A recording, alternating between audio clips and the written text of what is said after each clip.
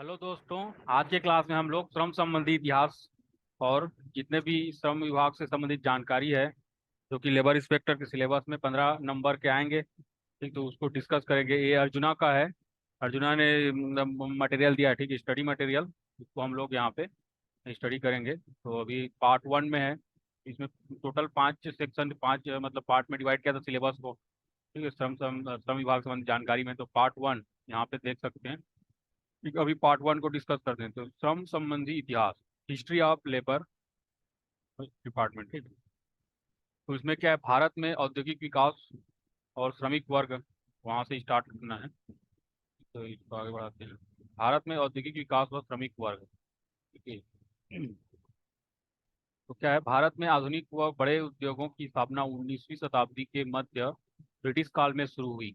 प्रारंभिक तौर में कलकत्ता व मुंबई क्षेत्र में यूरोपीय व्यापारियों के द्वारा सूती वस्त्र उद्योग की स्थापना की गई। इसके पश्चात ब्रिटिश प्रशासन की आवश्यकता अनुरूप भारत में रेलवे, पोस्ट ऑफिस, कोयला खनन, चाय बागान व टेलीग्राफ जैसी सेवाएं विकसित हुई। ठीक, तो ये इतिहास है भारत में औद्योगिक विकास और श्रमिक वर्ग के बारे में। इस औद्योगिक विकास के समानांतर भारत में आधुनिक श्रमिक वर्ग का उदय हुआ। जैसे जैसे बागान, आधुनिक कारखाने, खनिज उद्योग, परिवहन के साधनों में वृद्धि हुई, उसके अनुरूप श्रमिक संख्या में वृद्धि होती गई। ठीक है, तो इस तरह से इसका इतिहास है। उसके बाद क्या हुआ, प्रथम विश्व युद्ध आया था। प्रथम विश्व युद्ध के दौरान गुजरात में सूती वस्त्र, बंगाल में, ठीक है, गुजरात में सूती वस्त्र, बंगाल में जूट उद्योग, उड़ीसा बंगाल में कोयला उद्योग, असम में चाय उद्योग का विकास हुआ।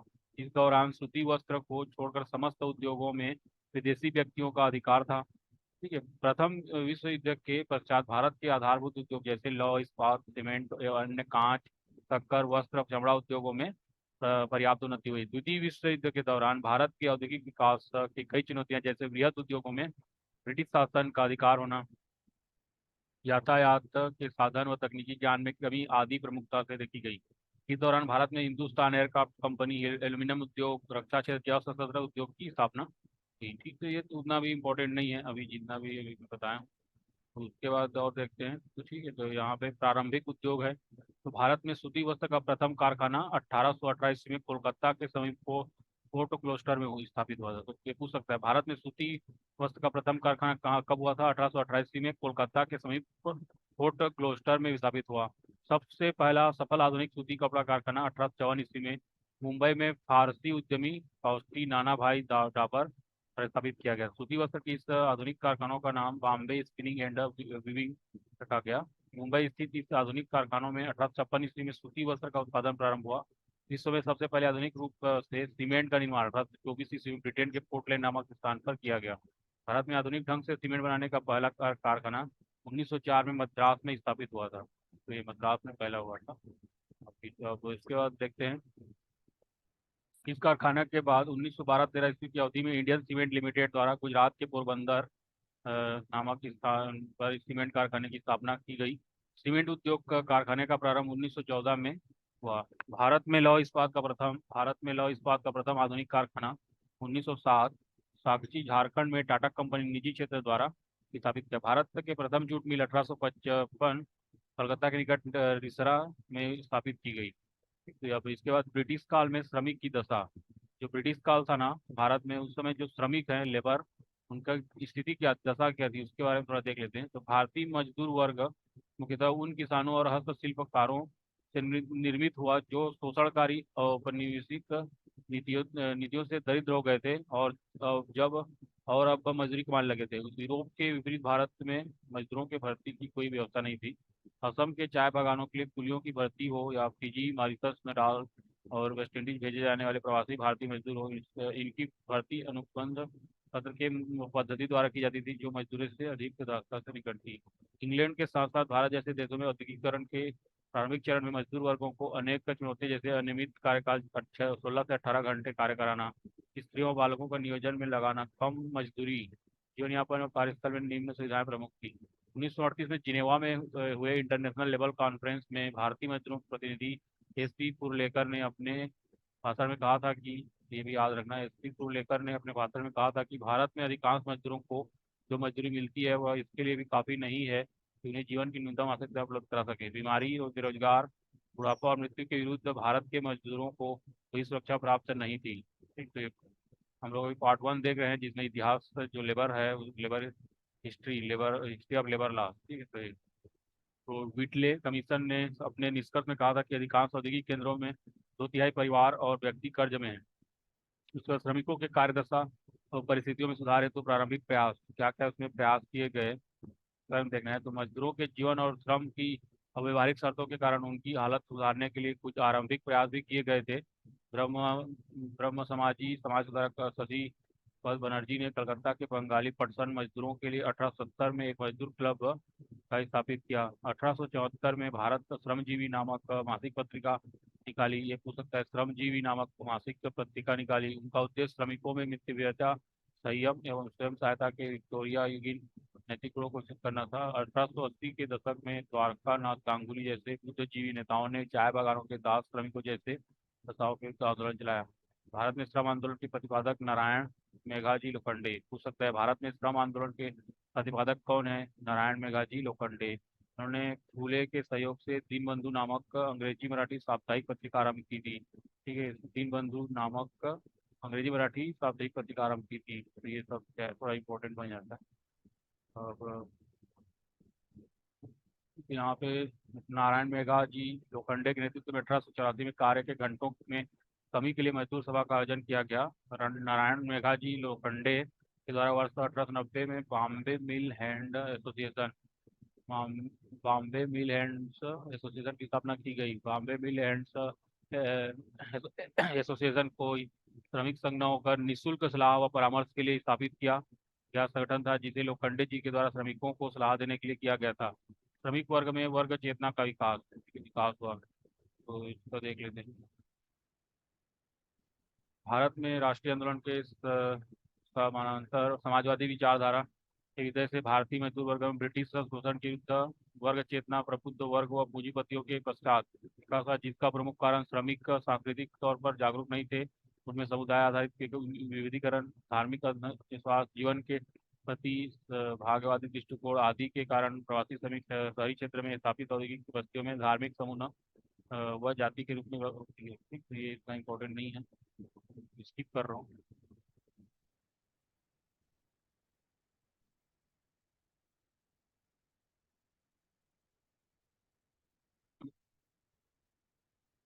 यहाँ से थोड़ा इम्पोर्टेंट लग रहा है। भारत में मजदूर आंदोलन एवं श्रमिक संघ 20वीं सदी के श्रमिक आंदोलन, ठीक है। भारत में मजदूर आंदोलन एवं श्रमिक संघ 20वीं सदी के श्रमिक आंदोलन। 1877 नागपुर की एम्प्रेस मिल में श्रमिकों द्वारा वेतन की कम दरों को आधार लेकर हड़ताल रखी गई। 1883 से 1890 के मध्य मुंबई और मद्रास में 25 महत्वपूर्ण हड़तालें दर्ज की गई। 1890 के दशक में कलकत्ता के विभिन्न कारखानों में बनाया गया अनुशासन के अव्यवहारिक नियम व बकरीद त्योहारों पर अवकाश पर प्रतिबंध को लेकर श्रमिकों द्वारा हड़तालें की गई। 1903 से 1908 के मध्य administration of Bengal under Andrew Fraser शीर्षक से सर्वेक्षण जारी किया गया, जिसमें औद्योगिक असंतोष को इन 5 वर्षों की अवधि पर महत्वपूर्ण लक्ष्य बताया गया। बंगाल विभाजन के दौरान बंगाल के मजदूर वर्ग में ब्रिटिश शासन के विरुद्ध आंदोलन प्रारंभ किए गए। इस दिशा में सर्वप्रथम 21 अक्टूबर 1905 प्रिंटर्स यूनियन नामक मजदूर संघ की स्थापना हुई। 21 अक्टूबर 1905 प्रिंटर्स यूनियन नामक मजदूर संघ की स्थापना हुई। इस संघ के नेतृत्व में 1905 में फिनिक्स मिल में श्रमिकों द्वारा हड़ताल की गई। 1906 में ईस्ट इंडियन रेलवे के क्लर्क समूह द्वारा हड़ताल करने के फलस्वरूप रेलवे मेंस यूनियन की स्थापना हुई। 1908 तमिलनाडु के तुतिकोरिन क्षेत्र में विदेशी स्वामित्व के सूती वस्त्र कारखाने सुब्रमण्यम शिव के नेतृत्व में हड़ताल का आयोजन किया गया। वर्ष 1908 बाल गंगाधर तिलक को राजद्रोह के आरोप में सजा की घोषणा के पश्चात मुलाजी जेठा बाजार मुंबई के कपड़ा व्यापारियों ने 6 दिन की हड़ताल की घोषणा की। यह हड़ताल इतनी प्रभावशाली थी कि मुंबई के अधिकांश सूती वस्त्र के कारखानों में एवं रेलवे वर्क्स साहब के कार्य प्रभावित किया। 1920 छत्तीसगढ़ के ठाकुर प्यारेलाल के नेतृत्व में राजनांदगांव स्थित बीएनसी मिल बंगाल नागपुर काटन मिल में मजदूर हड़ताल प्रारंभ हुई। तो अब यहाँ से देखते हैं, इम्पोर्टेंट बना लेते हैं। भारत में श्रमिक संघ, ठीक है। All India trade union Congress Bharat में श्रमिक संघ की स्थापना हुआ था 31 अक्टूबर 1920 स्थल मुंबई। प्रथम अध्यक्ष है लाला लाजपत राय, ठीक, लाला लाजपत राय। 31 अक्टूबर 1920 मुंबई। यह भारत का प्रथम श्रमिक संघ ट्रेड यूनियन है। यह भारत का प्रथम श्रमिक संघ ट्रेड यूनियन है। ये 31 अक्टूबर 1920 मुंबई, ठीक है। तो ऑल इंडिया, यह भारत का प्रथम श्रमिक संघ ट्रेड यूनियन है। All India trade union Congress के संस्थापक सदस्यों में लाला लाजपत राय, जोसेफ बपिस्ता, दीवान जमनालाल प्रमुख हैं। इस श्रमिक संघ का उद्देश्य भारत के समस्त मजदूर संगठनों के मध्य समन्वय करना और राजनीतिक मामलों में श्रमिक हित को रखना। भारतीय राष्ट्रीय कांग्रेस के गया अधिवेशन 1922 में all India trade union Congress संघ को स्वीकार किया गया और राष्ट्रीय आंदोलन में मजदूरों को मांगों को प्रमुखता से शामिल किया गया। तो यहाँ पे जानने वाला बात है, all India trade union Congress की स्थापना कब हुआ था? 31 अक्टूबर 1920, मुख्यालय मुंबई, अध्यक्ष थे लाला लाजपत राय। ये जानने लायक है। तो उसके बाद जो है इसमें कामगार किसान पार्टी का, वर्क्स एंड पीजेंट पार्टी का स्थापना हुआ 1925 के पश्चात। भारत में समाजवादी और विचारवाद धारा के विदय से श्रमिक वर्ग में राजनीतिक चेतना का तेजी से प्रसार हुआ। समाजवादी समूह द्वारा कामगार किसान पार्टी के रूप में स्वयं को संगठित किया। यह दल भारतीय राष्ट्रीय कांग्रेस के अंतर्गत वामपंथी समूह के रूप में स्थित हुआ। लेबर स्वराज पार्टी, ठीक है, लेबर स्वराज पार्टी, वर्ष 1925 में बंगाल में लेबर स्वराज पार्टी का गठन किया गया, जो मजदूरों के मांगों को ब्रिटिश शासन व पूंजीपतियों के समक्ष रखते थे। आगे चलकर इस संगठन का नाम किसान मजदूर पार्टी कर दिया गया, ठीक है। वर्ष 1925 बंगाल जूट वर्क्स यूनियन, ये बंगाल जूट वर्क्स यूनियन के बारे में देखते हैं। वर्ष 1929 में बंगाल के जूट पटसन कारखानों में प्रथम हड़ताल के दौरान श्रमिकों नेतृत्व ने इस यूनियन द्वारा किया गया। इस हड़ताल के प्रभाव के स्वरूप जूट मिल मालिकों द्वारा कार्य के घंटों में की गई वृद्धि को समाप्त कर दिया गया। बंगाल चटकल मजदूर यूनियन, वर्ष 1937 बंगाल के जूट कारखानों में श्रमिक हड़तालों में से इस श्रमिक संघ का उदय हुआ था। अब कानपुर मजदूर सभा, 1930 के दशक में कानपुर क्षेत्र में इस सभा का गठन हुआ। इस समूह को मुस्लिम मजदूरों का विशेष प्रतिनिधित्व प्राप्त हुआ। तो अब इसमें all India trade union federation की स्थापना कब हुआ था? वर्ष 1929। संस्थापक थे नारायण मल्हर जोशी, एम जोशी। स्थल है नागपुर में। All India trade union federation वर्ष 1929, नारायण मल्हर जोशी। स्थल है नागपुर में। पूर्व में स्थापित all India trade union Congress, all India trade union Congress को उदारवादी समूह के नेतृत्वकर्ता एन जोशी द्वारा all India trade union Congress से अलग होकर श्रमिक संघ का गठन किया गया। जोशी द्वारा इस नए श्रमिक संघ की घोषणा 1929 में all India trade union Congress के नागपुर अधिवेशन अध्यक्षता पंडित जवाहरलाल नेहरू के दौरान की गई। तो उसके बाद श्रम जो कानून है उसका इतिहास, ये भी इम्पोर्टेंट है। ये history of labour law, right. तो ये जो हिस्ट्री ज़्यादा आने के चांस है, हिस्ट्री ऑफ लेबर लॉ, क्योंकि ये सिलेबस में है। तो देखते हैं इसमें। श्रम कानून सामान्यतः विभिन्न कानूनों का समूह है जो किसी संगठन में कार्य करने वाले व्यक्तियों के अधिकार व देनदारियों को निर्धारित करते हैं। इसके अलावा श्रमिकों के हित में कार्य कर रहे श्रमिक संघ व संगठन के प्रबंधन में अधिकार को निर्धारित करते हैं। भारत में श्रम कानूनों का विकास ब्रिटिश काल से प्रारंभ होता है, जो 18वीं शताब्दी की औद्योगिक क्रांति के परिणाम स्वरूप भारतीय परिप्रेक्ष्य में लागू किए गए। यह भारत में व्यापार की संभावनाओं को लाभ पहुंचाने व अंतर्राष्ट्रीय श्रम संगठन द्वारा स्थापित कुछ मानदंडों का पालन करने के लिए बनाए गए थे। ब्रिटिश शासन द्वारा कारखाना अधिनियम के माध्यम से श्रम कानूनों का स्वरूप को स्पष्ट किया गया था। एक ब्रिटिश शासन द्वारा कारखाना अधिनियम। तो सबसे हम देखते हैं कारखाना अधिनियम 1881। कारखाना अधिनियम 1881, गवर्नर जनरल थे लॉर्ड रिपन। उद्देश्य है बाल श्रमिकों का संरक्षण और स्वास्थ्य सुरक्षा।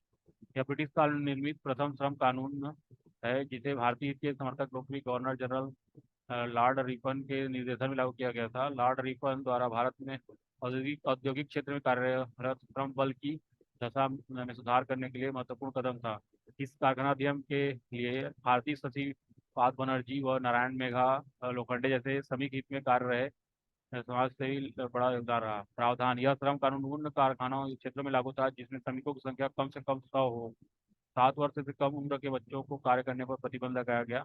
7 वर्ष से अधिक व 12 वर्ष के बालकों के लिए कार्य करने की अवधि 9 घंटे निर्धारित की गई। 7 से 12 वर्ष की आयु के बालकों के लिए प्रतिदिन 1 घंटे का विश्राम व महीने में 4 दिन की छुट्टी निर्धारित की गई। ठीक है। अब इसके बाद कारखाना अधिनियम 1891 आया। ये गवर्नर जनरल थे लॉर्ड लेंसाडाउन। उद्देश्य था व्यस्त श्रमिकों के हितों का संरक्षण का प्रावधान प्रावधान यह श्रम कानून उन कारखाना क्षेत्रों में लागू था जिसमें श्रमिकों की संख्या कम से कम 50 हो। 9 वर्ष से कम आयु के बच्चों के कारखाना में कार्य करने पर प्रतिबंध लगाया गया। 9 से 19 वर्ष आयु के बच्चों के कार्य करने की अवधि 7 घंटे निर्धारित की गई। महिलाओं को रात्रि 8 बजे के पश्चात कार्य करने पर रोक लगाई गई। महिलाओं की कार्य अवधि 11 घंटे निर्धारित की गई। तो उसके बाद कारखाना अधिनियम 1911 आया। गवर्नर जनरल थे लॉर्ड हार्डिंग। देश व्यस्त श्रमिकों का हित संरक्षण। प्रावधान क्या था? यह कारखाना अधिनियम 1891 का संशोधित प्रारूप था। पुरुषों के कार्य करने की अवधि 12 घंटे प्रतिदिन निश्चित की गई। कम आयु के बालकों के रात्रि कार्य पर प्रतिबंध लगाया गया। ठीक है, रात्रि में कार्य करने पर प्रतिबंध लगाया गया।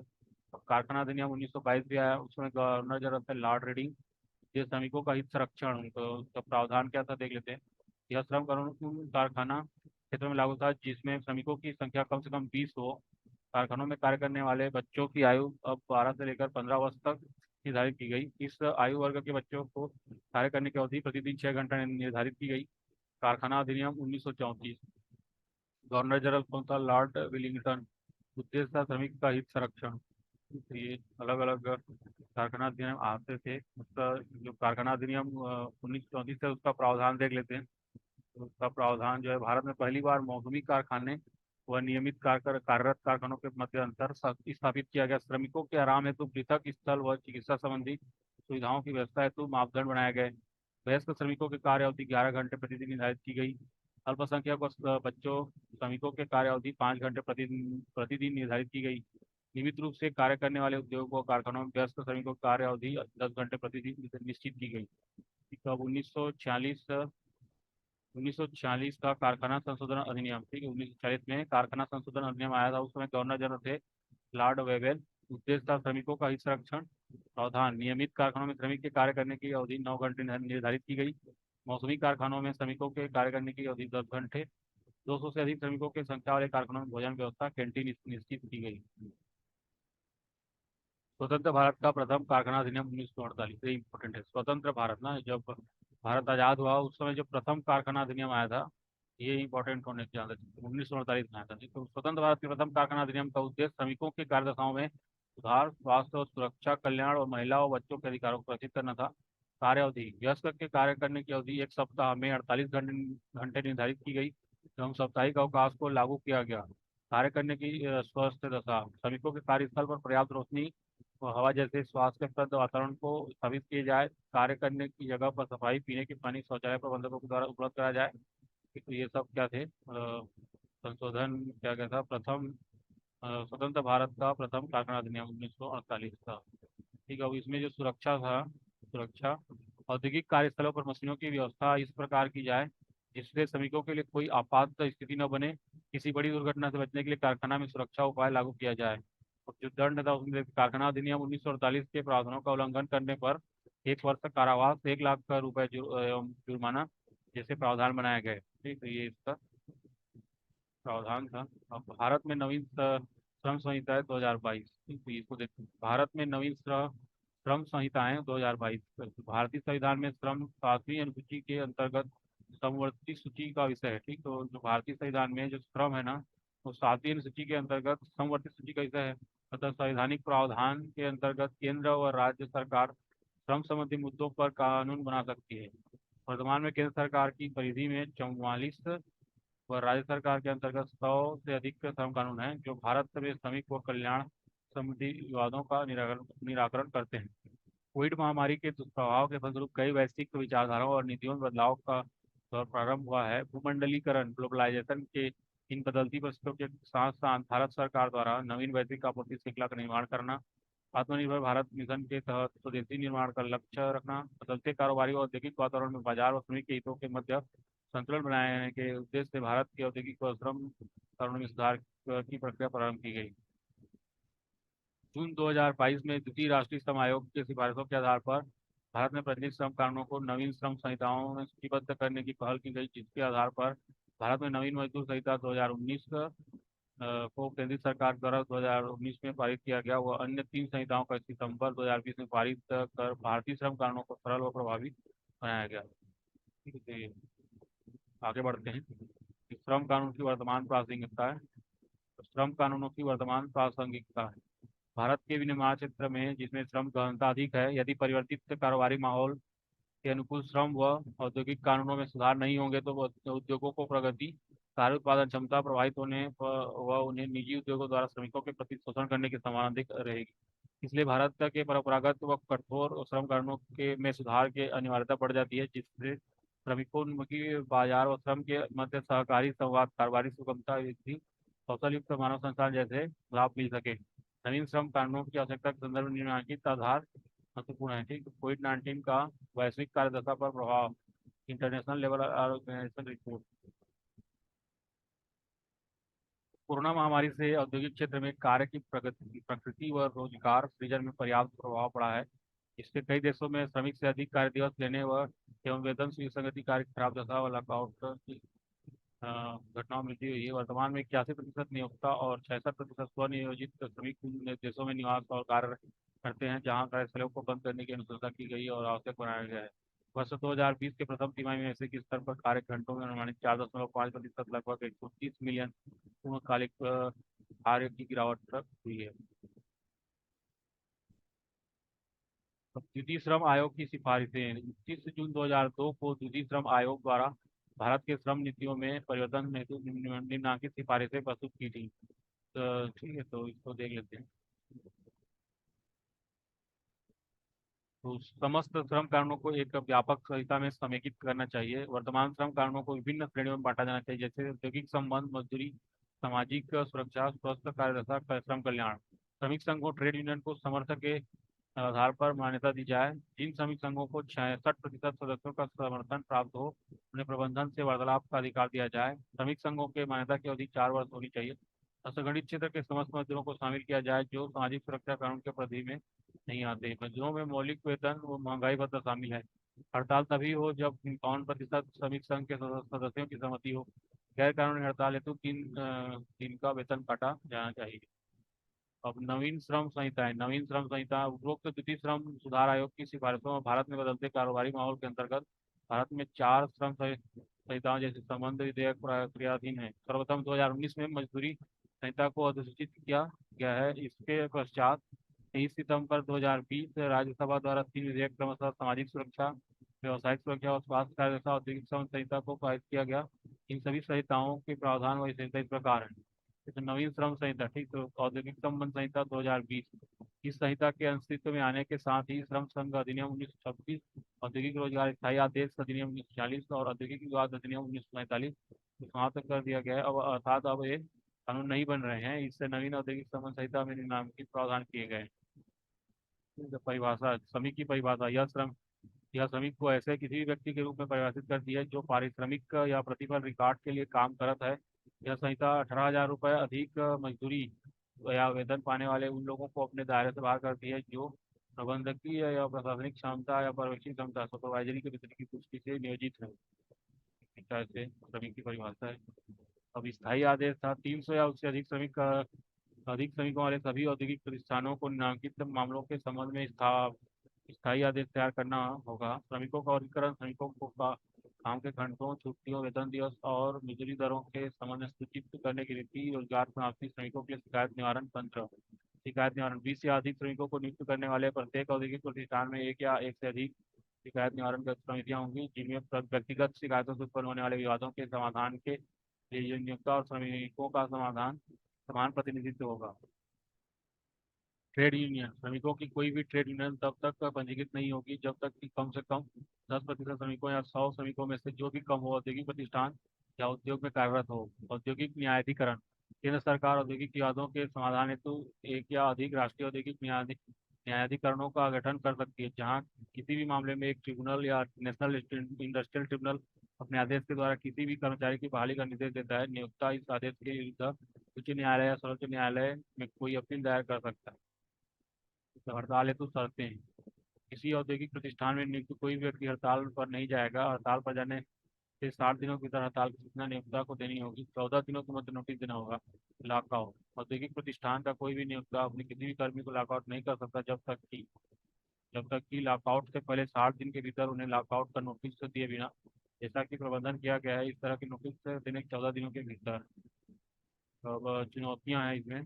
इस संहिता के द्वारा श्रमिकों के हड़ताल और लॉकआउट की स्थिति में नियोक्ता के अधिकार प्रभावित होंगे। इससे पूर्व यह प्रावधान औद्योगिक विवाद अधिनियम 1947 के अंतर्गत केवल सार्वजनिक क्षेत्र के जनोपयोगी सेवा से जैसे जैसे रेलवे, एयरलाइंस, जल विद्युत, दूरभाष प्रतिष्ठान में लागू थे। इसलिए नोटिस का प्रावधान समस्त प्रतिष्ठानों में लागू करने का औचित्य स्पष्ट है।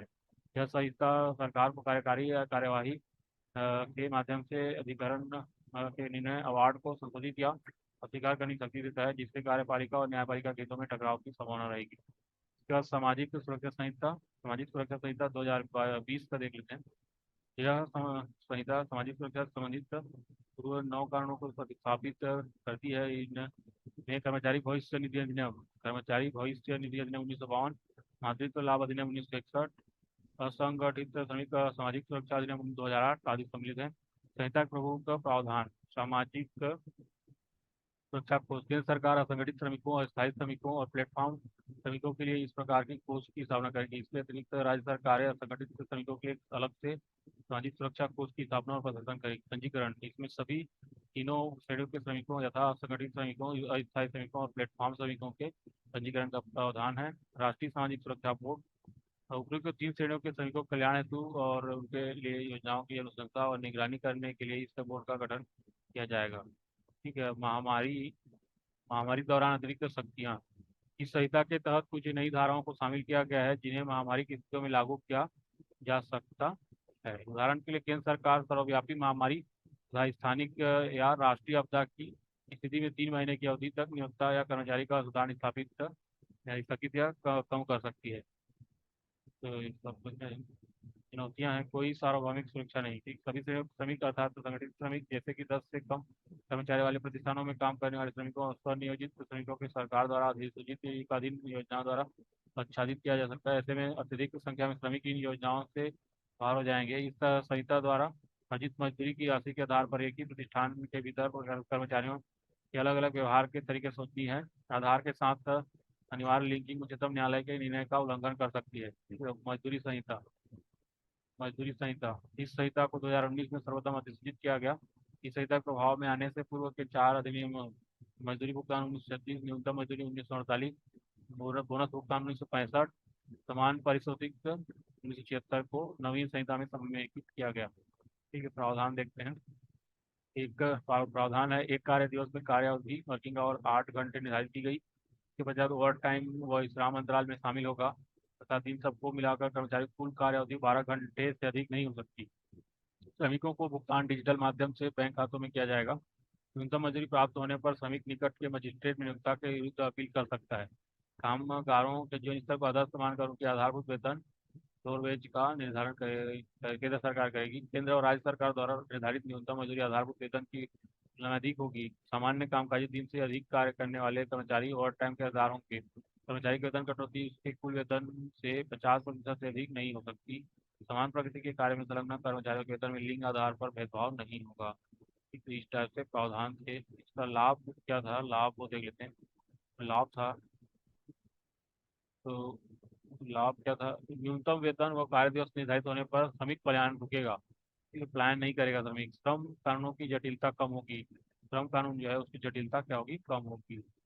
अब चुनौतियां क्या थी इसमें? चुनौतियां: भारत में श्रम का बड़ा वर्ग असंगठित क्षेत्र में संलग्न है जिनमें यह सही सही लागू करना बड़ी चुनौती होगी। कैलोरी की मात्रा 27 वर्ष 1957 के भारतीय श्रम सम्मेलन पर आधारित है जो वर्तमान में प्रासंगिक नहीं है।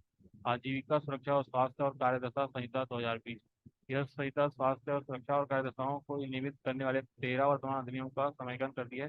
इसमें कारखाना अधिनियम 1948, खान अधिनियम 1952, ठेका श्रम विनिमय उत्पादन अधिनियम 1970 आदि शामिल है। प्रावधान देखते हैं।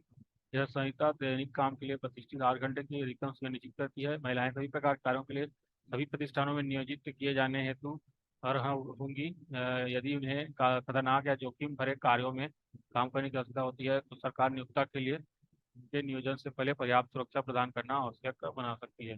अंतर्राज्यीय प्रवासी श्रमिकों की परिभाषा: कोई व्यक्ति जो अपने आप दूसरे राज्य में जाता है और वहाँ रोजगार प्राप्त करता है तथा अधिकतम 18,000 रुपये प्रति माह या ऐसी उच्चतर राशि अर्जित कर रहा है जिसे केंद्र सरकार अधिसूचित कर सकती है।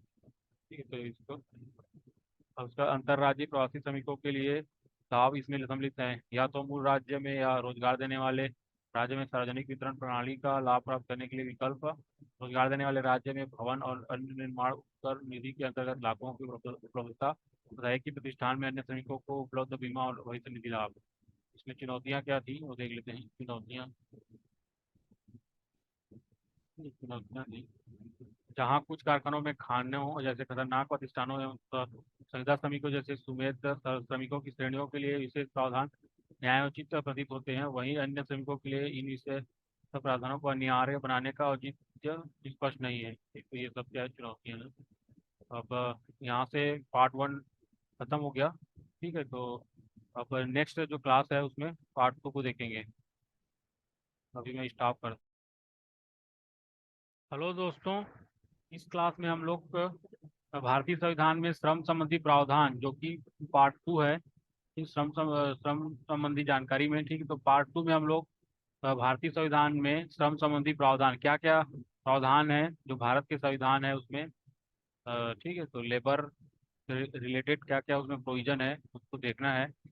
तो ठीक है, स्टार्ट करते हैं। तो आज की क्लास को स्टार्ट करते हैं। तो यहाँ पे आप देख सकते हैं पार्ट 2 है ये, जो सिलेबस है उसका पार्ट 2, भारतीय संविधान में श्रम संबंधी प्रावधान। आगे बढ़ते हैं। तो ये, तो भारतीय संविधान के तहत श्रम लेबर को एक विषय के रूप में समवर्ती सूची में रखा गया है।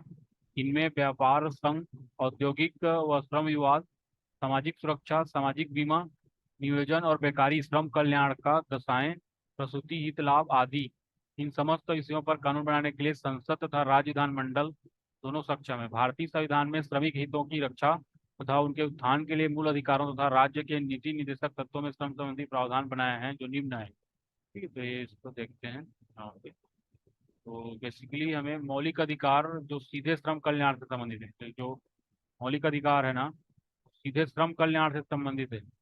कौन कौन सा? तो अनुच्छेद 14, कानून के समक्ष सभी व्यक्ति एक समान है।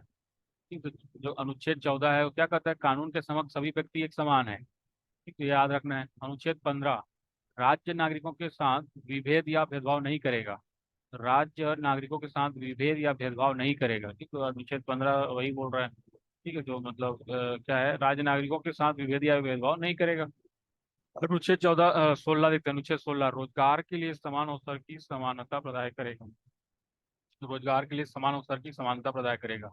अनुच्छेद 19(1)(c), सभी व्यक्तियों को संघ बनाने का अधिकार। ठीक है, सभी व्यक्तियों को संघ बनाने का अधिकार है।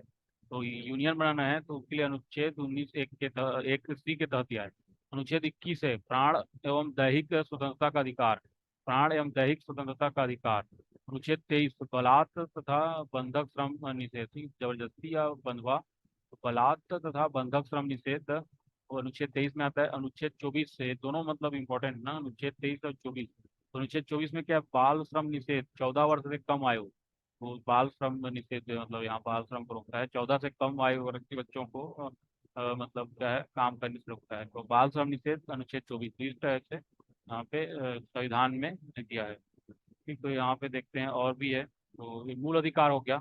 अब राज्य के नीति निर्देशक तत्वों से भी है उसमें। तो राज्य के नीति निर्देशक तत्व में कौन कौन सा अनुच्छेद है वो देखते हैं। ठीक, तो जैसे कि राज्य के नीति निर्देशक तत्व हो गया अनुच्छेद 38(1) में क्या है? राज्य को लोक कल्याण को बढ़ावा देने का प्रयास करना चाहिए, जिसका ध्येय सामाजिक, आर्थिक व राजनीतिक न्याय होगा। और अनुच्छेद 38(2), आय में असमानता को कम करने का प्रयास करना चाहिए। अनुच्छेद 39(a), आजीविका के संसाधनों में पुरुष व महिला का समान अधिकार। अनुच्छेद 39(d), पुरुष व महिला को समान काम पर समान वेतन। ठीक, ये इंपॉर्टेंट बनता है। अनुच्छेद 39(d) क्या है? पुरुष एवं महिला को समान काम पर समान वेतन। अनुच्छेद 39(d), इस अनुच्छेद के आधार पर समान पारिश्रमिक अधिनियम 1976 अधिनियमित हुआ। ठीक है। अनुच्छेद 39(e), श्रमिकों के स्वास्थ्य, शक्ति तथा बालकों के सुकुमार अवस्था का दुरुपयोग न हो एवं आर्थिक आवश्यकता से विवश होकर उन्हें ऐसे रोजगार पर न आ जाना पड़े जो उनकी आयु तथा शक्ति की उपयुक्त हो। अनुच्छेद 41 में क्या था देख लेते हैं। राज्य अपनी आर्थिक सामर्थ्य व विकास की सीमा पर आधार पर शिक्षा, व्यवसाय तथा बेरोजगारी के मामले में सामाजिक सहायता प्रदान करेगा। वृद्ध, बीमार तथा निःशक्त व्यक्तियों की लोक सहायता प्राप्त करने में बंद करेगा। ठीक, तो ये राज्य के नीति निर्देशक तत्व हैं। तो ये इस भारतीय संविधान में इसके बारे में दिया। तो अनुच्छेद 42 है, ये भी इम्पोर्टेंट है। राज्य काम की न्याय संगत तथा मनोवांछित दशाओं एवं प्रस्तुति में सहायता हेतु बंद करेगा। अनुच्छेद 43, श्रमिकों को एक निर्वाह मजदूरी का अधिकार होना चाहिए तथा उन्हें सभ्य जीवन के लिए कार्य की शर्तें होनी चाहिए। ठीक है, यहाँ निर्वाह मजदूरी से आता है न्यूनतम मजदूरी नहीं है। निर्वाह मजदूरी वह है जिसमें श्रमिक अपने जीवन की बुनियादी आवश्यकता रोटी, कपड़ा, मकान, बच्चों की शिक्षा और बीमा की सुरक्षा को पूरा कर सके। अनुच्छेद 43 से 42वें संविधान संशोधन 1976, अनुच्छेद 43A 42वें संविधान संशोधन 1976 में जोड़ा गया था, जिसके आधार पर राज्य उपक्रमों के प्रबंधन में श्रमिकों की भागीदारी सुनिश्चित करने का प्रयास करेगा। अनुच्छेद 45, राज्य 14 साल के कम उम्र के बच्चों के लिए अनिवार्य शिक्षा का प्रावधान करेगा। तो ये इक्वल पे इक्वल वर्क है, इसके बारे में फोटो दिया है। ठीक, तो ये इस तरह से पार्ट टू कंप्लीट हो गया है। आशा करता हूँ को आपको समझ में आया होगा। यहाँ पे हेलो दोस्तों, हम लोग श्रम संबंधी जानकारी में अभी पार्ट वन और पार्ट टू देख चुके हैं। तो आज की क्लास में पार्ट थ्री देखेंगे, जिसमें श्रमिकों के विशेष वर्गों के लिए प्रावधान है। श्रमिकों के विशेष वर्गों के लिए जो प्रावधान है पार्ट थ्री में दिया है, तो उसको हम लोग देखने वाले हैं। ठीक, तो इसमें पार्ट थ्री में क्या है, बालक एवं किशोर श्रम, तो बालक एवं किशोर श्रम। ठीक, तो यहाँ पे बालक एवं किशोर श्रम है। तो बाल श्रम प्रतिषेध अधिनियम 1986, बाल श्रम प्रतिषेध नियम 1986 तथा संशोधन अधिनियम 2016 में कुल 4 भाग एवं 26 धाराएं समाहित है। 4 भाग और 26 धाराएं समाहित हैं। बालक एवं किशोर श्रम प्रतिषेध एवं विनियमन अधिनियम 1986, बालक एवं किशोर श्रम प्रतिषेध एवं विनियमन अधिनियमन 1986 एवं संशोधन अधिनियम 2016 की धारा 3(1) के अंतर्गत बालक या बालिका जिसने 14 वर्ष की आयु पूर्ण नहीं की हो, उसे किसी भी नियोजन में नियोजित किया जाना पूर्णतः प्रतिबंधित किया गया है। ठीक, तो इसको ध्यान रखना है।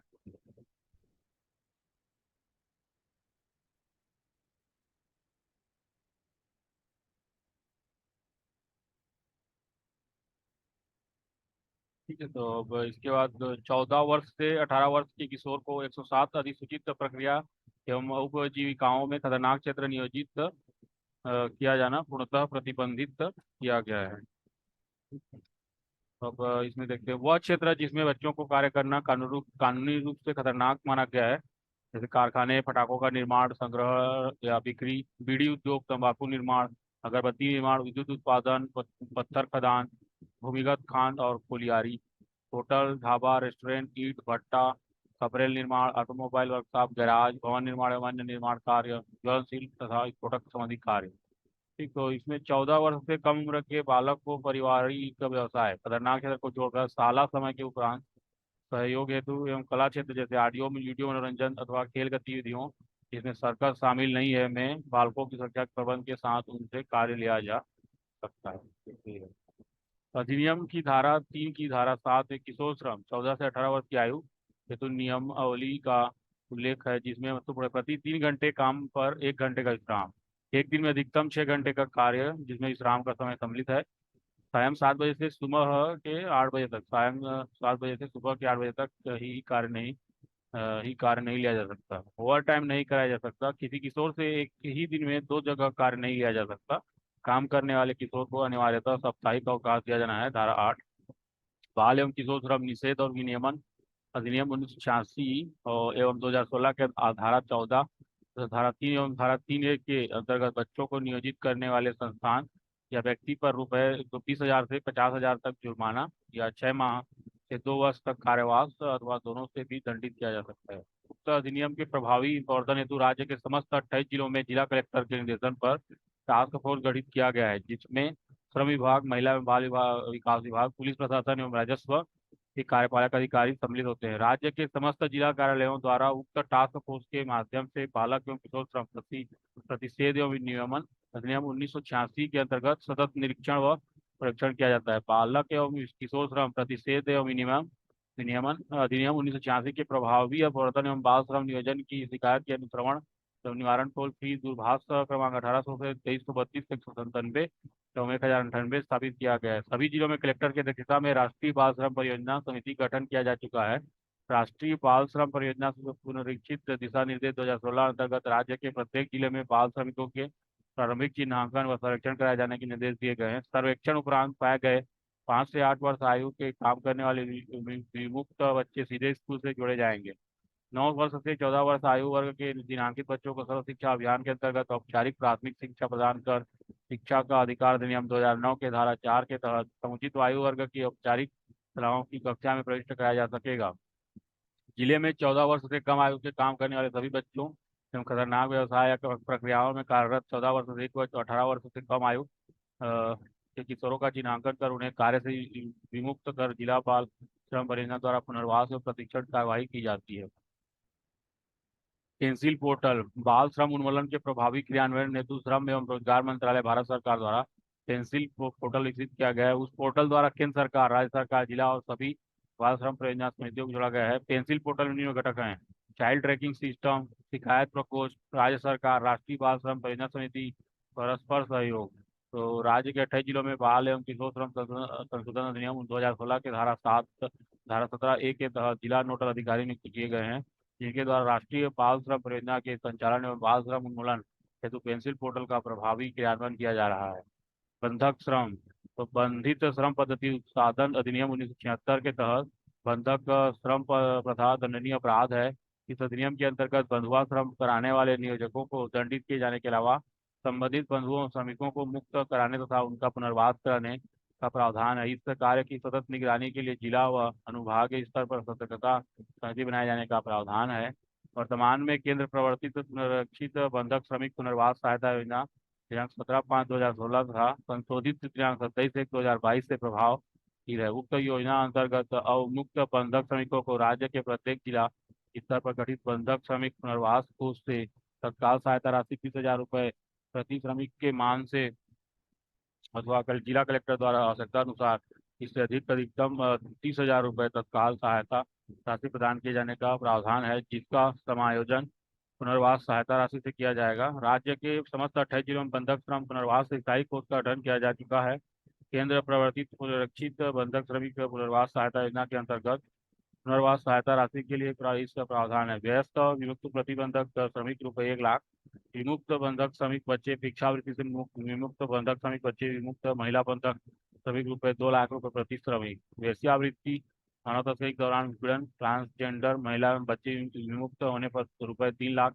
प्रति श्रमिक। अवमुक्त बंधक श्रमिकों के केंद्र एवं राज्य शासन द्वारा संचालित विभिन्न योजनाओं जैसे प्रधानमंत्री आवास योजना, महात्मा गांधी रोजगार गारंटी योजना, मुख्यमंत्री खाद्यान्न योजना, जन धन योजना, स्वास्थ्य संबंधी योजना इत्यादि में प्राथमिकता से लाभान्वित किया जाना है। श्रम विभाग के अधीन संचालित छत्तीसगढ़ भवन एवं अन्य निर्माण कर्मकार कल्याण मंडल एवं छत्तीसगढ़ असंगठित कर्मकार राज्य सामाजिक सुरक्षा मंडल के अंतर्गत मुक्त बंधक श्रमिकों का पंजीयन कर मंडल के अंतर्गत संचालित विभिन्न योजनाओं के माध्यम से लाभान्वित कर पुनर्वासित किया जाता है। महिला श्रमिकों के सुरक्षात्मक प्रावधान, मातृत्व हित लाभ अधिनियम 1961 इंपॉर्टेंट है। ठीक है, महिला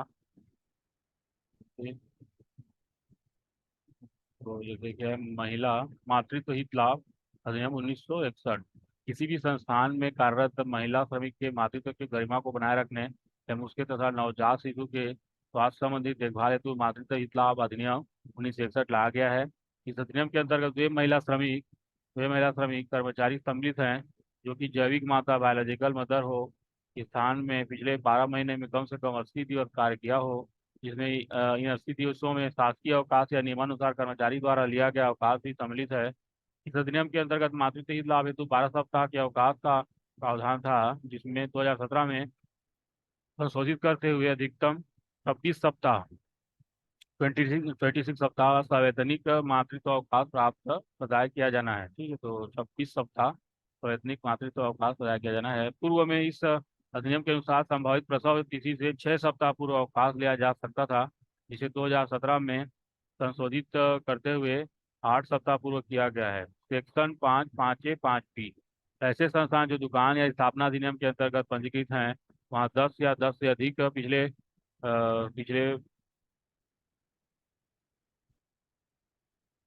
ये जो है 12 माह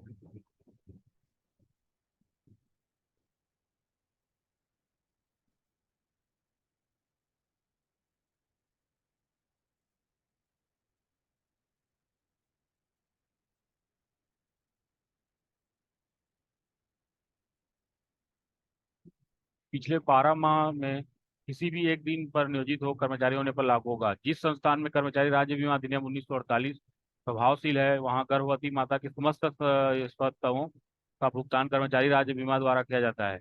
इस अधिनियम के अंतर्गत पूर्व में केवल प्रथम 2 संतानों तक ही ईद लाभ प्राप्त किया जा सकता था, जिसमें संशोधित करते हुए 2 या 2 से अधिक जीवित संतानों के अलावा गर्भधारण की स्थिति में 12 सप्ताह सैतनिक अवकाश का प्रावधान किया गया है। इसमें संभावित प्रसव तिथि से 6 सप्ताह पूर्व अवकाश तक लिया जा सकता है। Section 5(5)(a)(5)(b)। यदि महिला की मृत्यु हो जाती है तो मातृत्व हित लाभ तब तक देय होगा जब तक वह जीवित थी। यदि माता की मृत्यु होती है तो एवं नवजात शिशु जीवित है तो नियोजक पूर्ण मातृत्व हित लाभ प्रदान करेगा। यदि कोई महिला कर्मचारी 3 माह से कम उम्र के शिशु को विधिवत गोद लेती है या सरोगेसी मातृत्व का लाभ लेती है, उसे युक्त अधिनियम के अंतर्गत 12 सप्ताह का संवैधानिक अवकाश प्रदान किया जाएगा। धारा 8 के अंतर्गत केंद्रीय शासन द्वारा जारी अधिसूचना अनुसार चिकित्सा बोनस के रूप में 3500 रुपये एकमुश्त प्रदान किया जाएगा। धारा 9 के अंतर्गत गर्भपात की स्थिति में तत्काल 6 सप्ताह का संवैधानिक अवकाश प्रदान किया जाना है। धारा 11 के अंतर्गत मातृत्व अवकाश पश्चात कार्य पर 2 नर्सिंग अंतराल जिसमें विश्राम अंतराल सम्मिलित नहीं है दिया जाएगा। साथ ही धारा 11(a) के अंतर्गत 50 से अधिक कर्मचारी वाले संस्थान में अनिवार्य शिशु सुरक्षा केंद्र की स्थापना की जाएगी, जहां माता को नियमानुसार 4 बार शिशु के देखभाल हेतु जाने की छूट होगी। धारा 14 के अंतर्गत उपयुक्त शासन राज्य अथवा केंद्र द्वारा निरीक्षक की नियुक्ति की जाएगी। ठीक है, धारा 14 के अनुसार। धारा 20 के अंतर्गत सभी संस्थानों को इस अधिनियम के अंतर्गत पंजी रखना अनिवार्य होगा। और धारा 21 के अंतर्गत अधिनियम का पालन न करने वाले संस्थान पर 2000 से 5000 रुपये या 3 माह से अधिकतम 12 माह कारावास अथवा दोनों की सजा का प्रावधान है।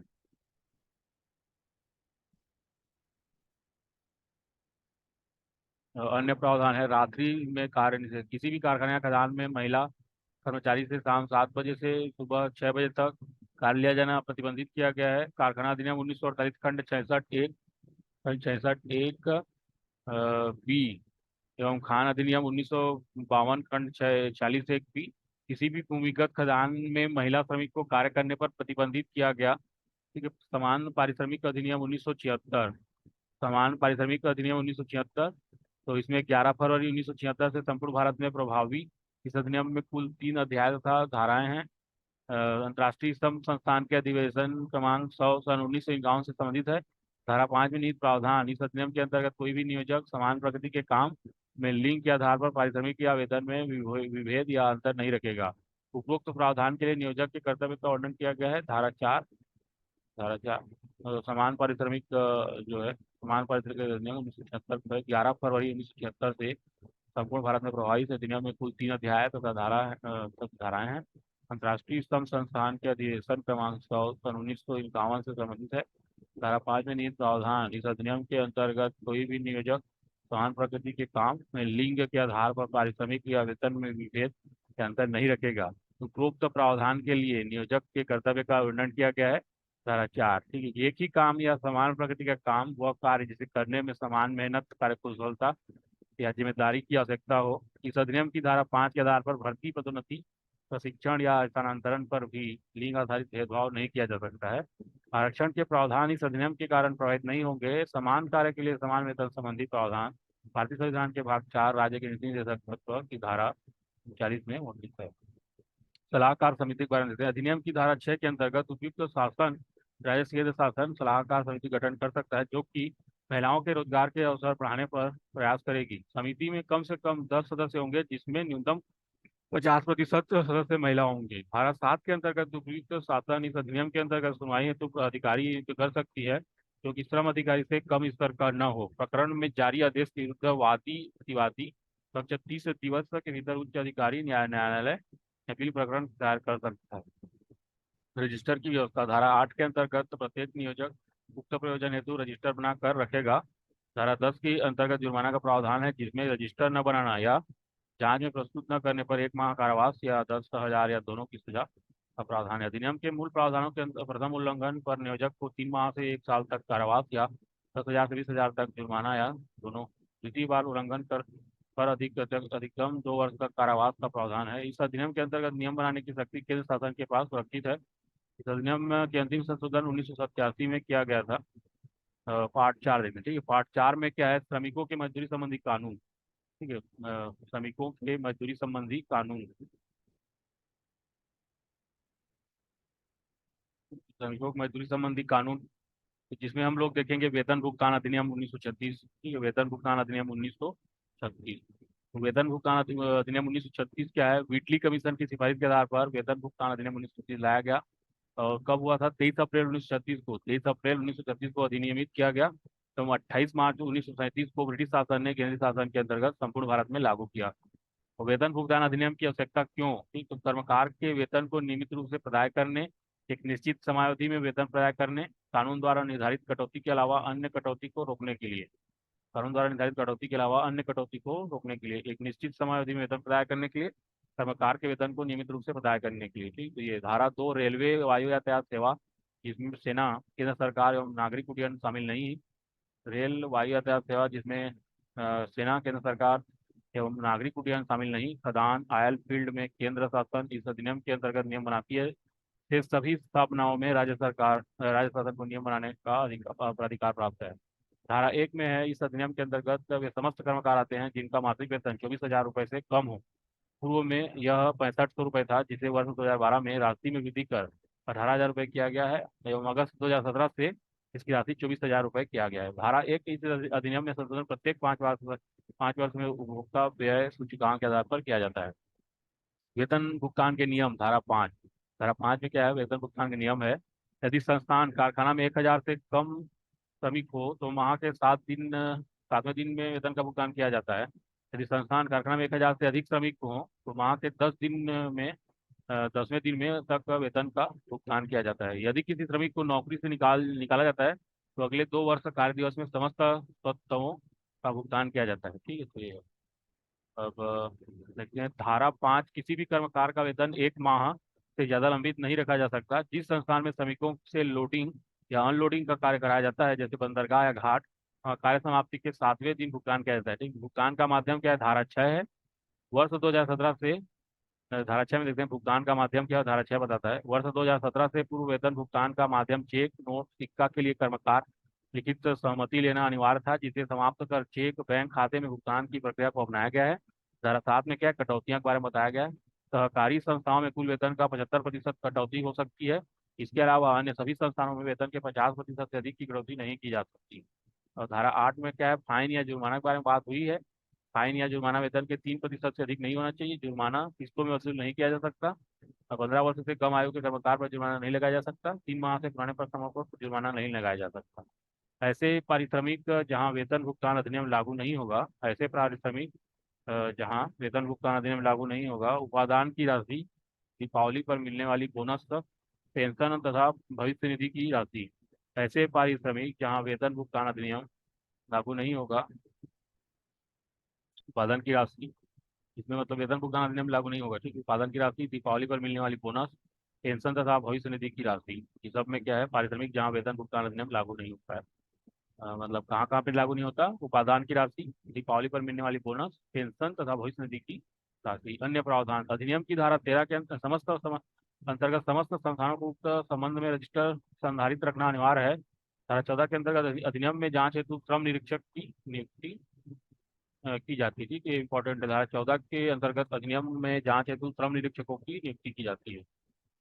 तो अब देखते हैं न्यूनतम वेतन अधिनियम। ठीक है, मिनिमम पेमेंट, जो मिनिमम वेजेस एक्ट है ना, न्यूनतम वेतन अधिनियम 1948, ये भी इम्पोर्टेंट है। न्यूनतम वेतन अधिनियम 1948 योग्यता आधारित कार्य तथा कार्य के अनुरूप न्याय संगत दाम या मजदूरी को निर्धारित करने के लिए यह अधिनियम लाया गया है। मजदूरी से तात्पर्य वे सभी पारिश्रमिक जिसे पैसे के रूप में व्यक्त किया जा सकता है, इसे इसमें मकान भत्ता को सम्मिलित किया जाता है। इसमें मकान भत्ता को सम्मिलित किया जाता है। न्यूनतम दरों का निर्धारण, धारा 3 के आधार पर मजदूरी की न्यूनतम दरों का निर्धारण किया जाता है। धारा 3 के आधार पर वर्ष में 2 बार क्रमशः 1 अप्रैल तथा 1 अक्टूबर को अखिल भारतीय उपभोक्ता मूल्य सूचकांक के आधार पर न्यूनतम दर जारी होती है। इसका निर्धारण लेबर ब्यूरो शिमला, भारत सरकार द्वारा किया जाता है। छत्तीसगढ़ में न्यूनतम दरों का निर्धारण, छत्तीसगढ़ में भी वर्ष में 2 बार न्यूनतम वेतन की पुनरीक्षित दरें क्रमशः 1 अप्रैल और 1 अक्टूबर को जारी की जाती है। छत्तीसगढ़ में भी 1 अप्रैल और 1 अक्टूबर को छत्तीसगढ़ न्यूनतम मजदूरी की दरें 3 अनुसूचियों के अंतर्गत जारी की जाती है। कृषि में नियोजित श्रमिक हेतु 45 प्रकार के नियोजन में कार्यरत श्रमिकों हेतु इसमें समस्त स्थापनाएं और कारखाने में कार्यरत श्रमिक आते हैं। शासकीय कार्यालयों में दैनिक वेतनभोगी के रूप में कार्यरत श्रमिक हेतु। तो छत्तीसगढ़ में श्रमिकों को 4 प्रवर्ग या श्रेणियों में बांटा गया है। पहला अकुशल श्रमिक, दूसरा अर्धकुशल श्रमिक, तीसरा कुशल श्रमिक, चौथा उच्च कुशल श्रमिक। तो केंद्र में केवल 3 श्रेणी में है जहाँ उच्च कुशल श्रमिक श्रेणी की नहीं है, जहाँ उच्च कुशल श्रमिक की श्रेणी नहीं है। तो धारा 3 के अंतर्गत राज्य और केंद्र सरकार निर्धारण कर सकती है समय आधारित कार्य हेतु न्यूनतम मजदूरी, संख्या आधार पर कार्य हेतु न्यूनतम मजदूरी, ओवर टाइम की न्यूनतम दर।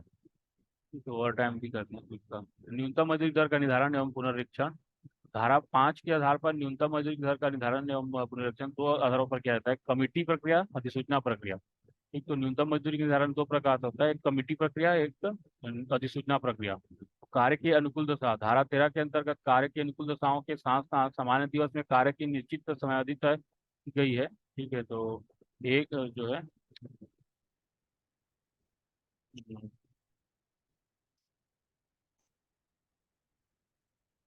तो धारा 13 के अंतर्गत कार्य की अनुकूल दशाओं के साथ साथ समान दिवस में कार्य की निश्चित समाधि तय की गई है। पहला, एक या दो अंतराल के साथ कार्य घंटे का निर्धारण। 7 दिवस की कार्य अवधि पर 1 दिवस का अवकाश। विश्राम दिवस के दिन कार्य लेने पर बोनस राशि के समान की राशि तय होगी। तो अगर छुट्टी है लेकिन उस दिन काम कर रहा है तो बोनस राशि मिलना है। अन्य प्रावधान, ठीक है, अन्य प्रावधान धारा 14 ओवर टाइम कार्य पर मजदूरी को सुनिश्चित करता है। धारा 18 के अंतर्गत सभी संस्थानों को उक्त हेतु रजिस्टर रखना अनिवार्य है। धारा 20 के अंतर्गत कोई भी कर्मचारी विगत 6 महीनों के वेतन या पारिश्रमिक में न्यूनतम मजदूरी पालन न होने की शिकायत कर सकता है। धारा 22 के अंतर्गत सजा का प्रावधान है जो कि 6 महीने का कारावास या 500 रुपये या दोनों हो सकते हैं। ठीक है, राज्य शासन 3 महीने के पूर्व सूचना सूचना पर ही नियमों में केंद्र शासन की अनुमति से परिवर्तन कर सकती है। तो ये न्यूनतम मजदूरी अधिनियम 1948 है।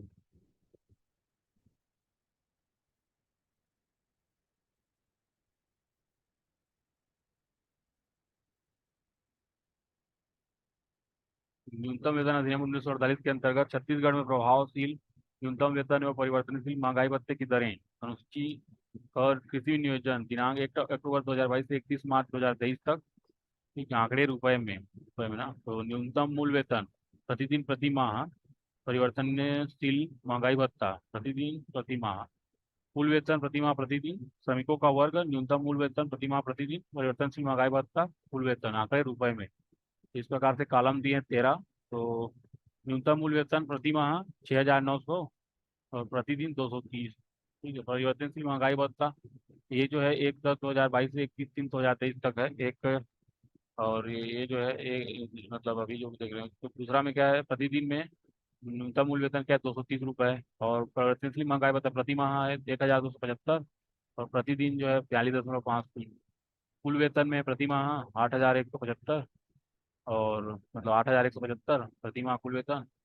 और जो प्रतिदिन पूर्णांक में 270.5 मतलब 273। ठीक है, तो कुल वेतन प्रतिदिन अभी हो जाएगा कितना, 273 हो रहा है।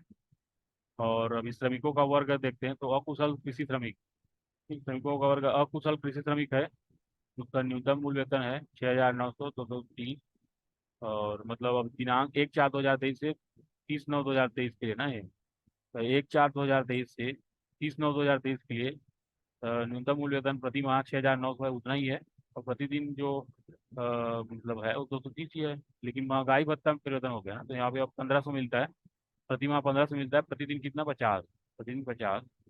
तो कुल वेतन हो जाएगा प्रति माह 8,400, 8,400 और प्रतिदिन पूर्णांक कुल हो जाएगा 280।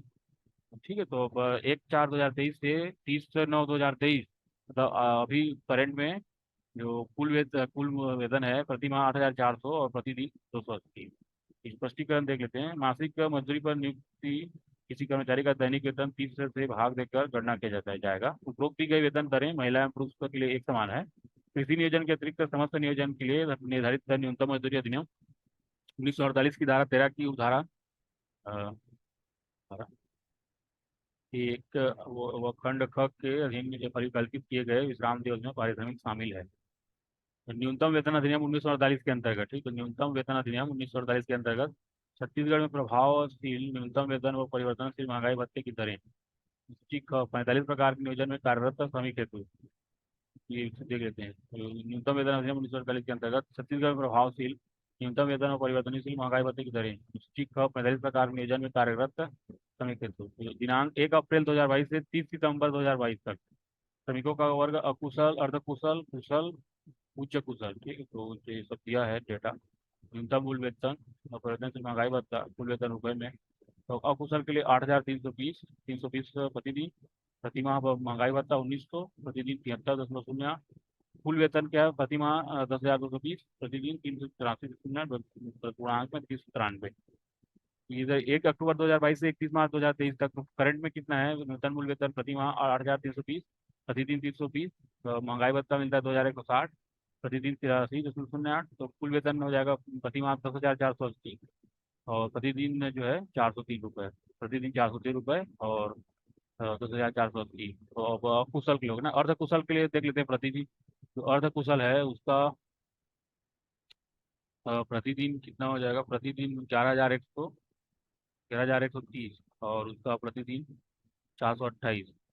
और कुशल है उसका जो कुशल श्रमिक है उसका कितना है 11,910 और 458। जो उच्च कुशल है उच्च कुशल उसका जो वेतन है 12,690 और 488। इस टाइप से। और न्यूनतम वेतन अधिनियम 1948 के अंतर्गत छत्तीसगढ़ प्रवासी न्यूनतम वेतन और परिवर्तनशील महंगाई भत्ते की दरें। शासकीय मतलब एक ग है ना शासकीय कार्यालय में कार्यरत दैनिक वेतन होगी श्रमिक एवं कर्मचारियों को। तो यहाँ पे दिया है इसमें देख सकते हैं इतना इम्पोर्टेंट नहीं है लेकिन आ भी सकता है तो हाँ। अब हम पार्ट 5 लास्ट जो हमारा पार्ट है वो क्या है छत्तीसगढ़ राज्य में श्रमिक हित में संचालित योजनाएं को देखते हैं। तो छत्तीसगढ़ राज्य में श्रमिक हित में संचालित योजनाएं छत्तीसगढ़ शासन श्रम विभाग Chhattisgarh government labour department part 5 last है इसमें पॉइंट है। श्रम विभाग छत्तीसगढ़ शासन के अंतर्गत तीन मंडल या बोर्ड का गठन वैधानिक आधार पर किया गया है जिनके द्वारा श्रमिक हित ऐसी अनेक कल्याणकारी योजनाएं संचालित की जाती हैं। ठीक है, श्रमिक हित में प्रचलित योजनाओं की नोडल एजेंसियां। ठीक है, छत्तीसगढ़ श्रम कल्याण मंडल गठन वर्ष 2000 अध्यक्ष जो है माननीय श्री सभी अहमद।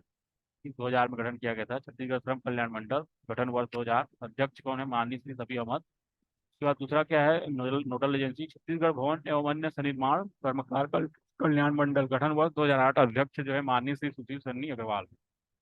छत्तीसगढ़ भवन एवं अन्य सनिर्माण कर्मकार कल्याण मंडल गठन वर्ष 2008 अध्यक्ष जो है माननीय श्री सुशील सन्नी अग्रवाल। छत्तीसगढ़ असंगठित कर्मकार राज्य सामाजिक सुरक्षा मंडल गठन वर्ष 2011 अध्यक्ष क्या है माननीय श्री सी कुमार डहरिया। छत्तीसगढ़ असंगठित कर्मकार राज्य सामाजिक सुरक्षा मंडल गठन वर्ष 2011 अध्यक्ष कौन है माननीय श्री सुशील कुमार डहरिया। तीन मंडल हैं जी नोडल एजेंसियां। छत्तीसगढ़ भवन एवं अन्य सनिर्माण कर्मकार कल्याण मंडल छत्तीसगढ़ शासन के श्रम विभाग अंतर्गत भवन एवं अन्य सनिर्माण कर्मकार कल्याण मंडल के अंतर्गत 60 प्रवर्गों में कर्मकारों का पंजीयन किया जाता है।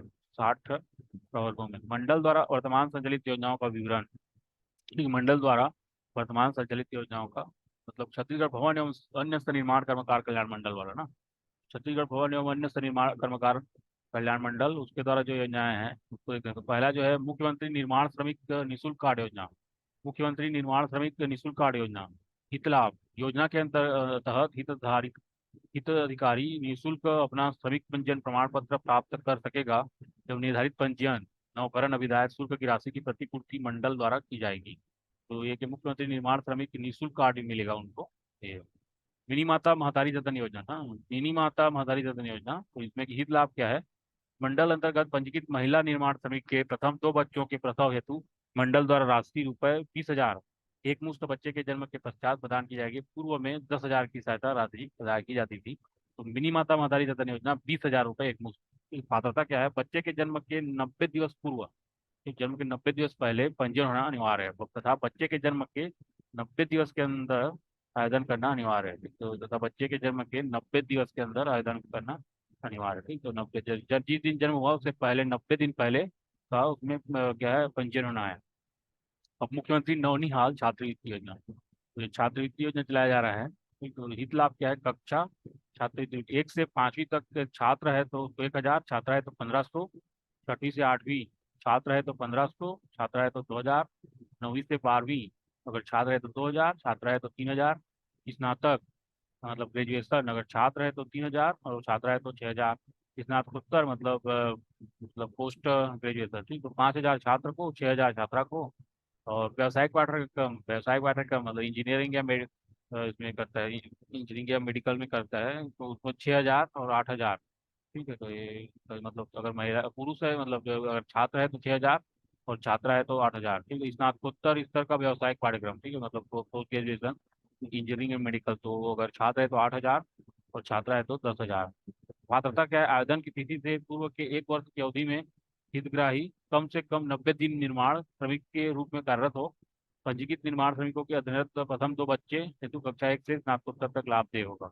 ये इसका प्राथमिकता है। उसके बाद मेधावी छात्र छात्रा शिक्षा प्रोत्साहन योजना, जो अच्छे नंबर लाते हैं उनके लिए हित लाभ क्या है, 75% से अधिक अंक प्राप्त करने पर निम्नानुसार प्रोत्साहन राशि दे है। ठीक, तो कक्षा पहला क्या है, कक्षा 10वीं 12वीं में तो रुपए 5,000 छात्रा है तो 5,500 रुपये, 500 रुपये ज्यादा मिलेगा छात्रा को। मतलब समस्त स्नातक कक्षा में 7,000 रुपये मिलेगा छात्र को, छात्रा को मिलेगा 7,500 रुपये।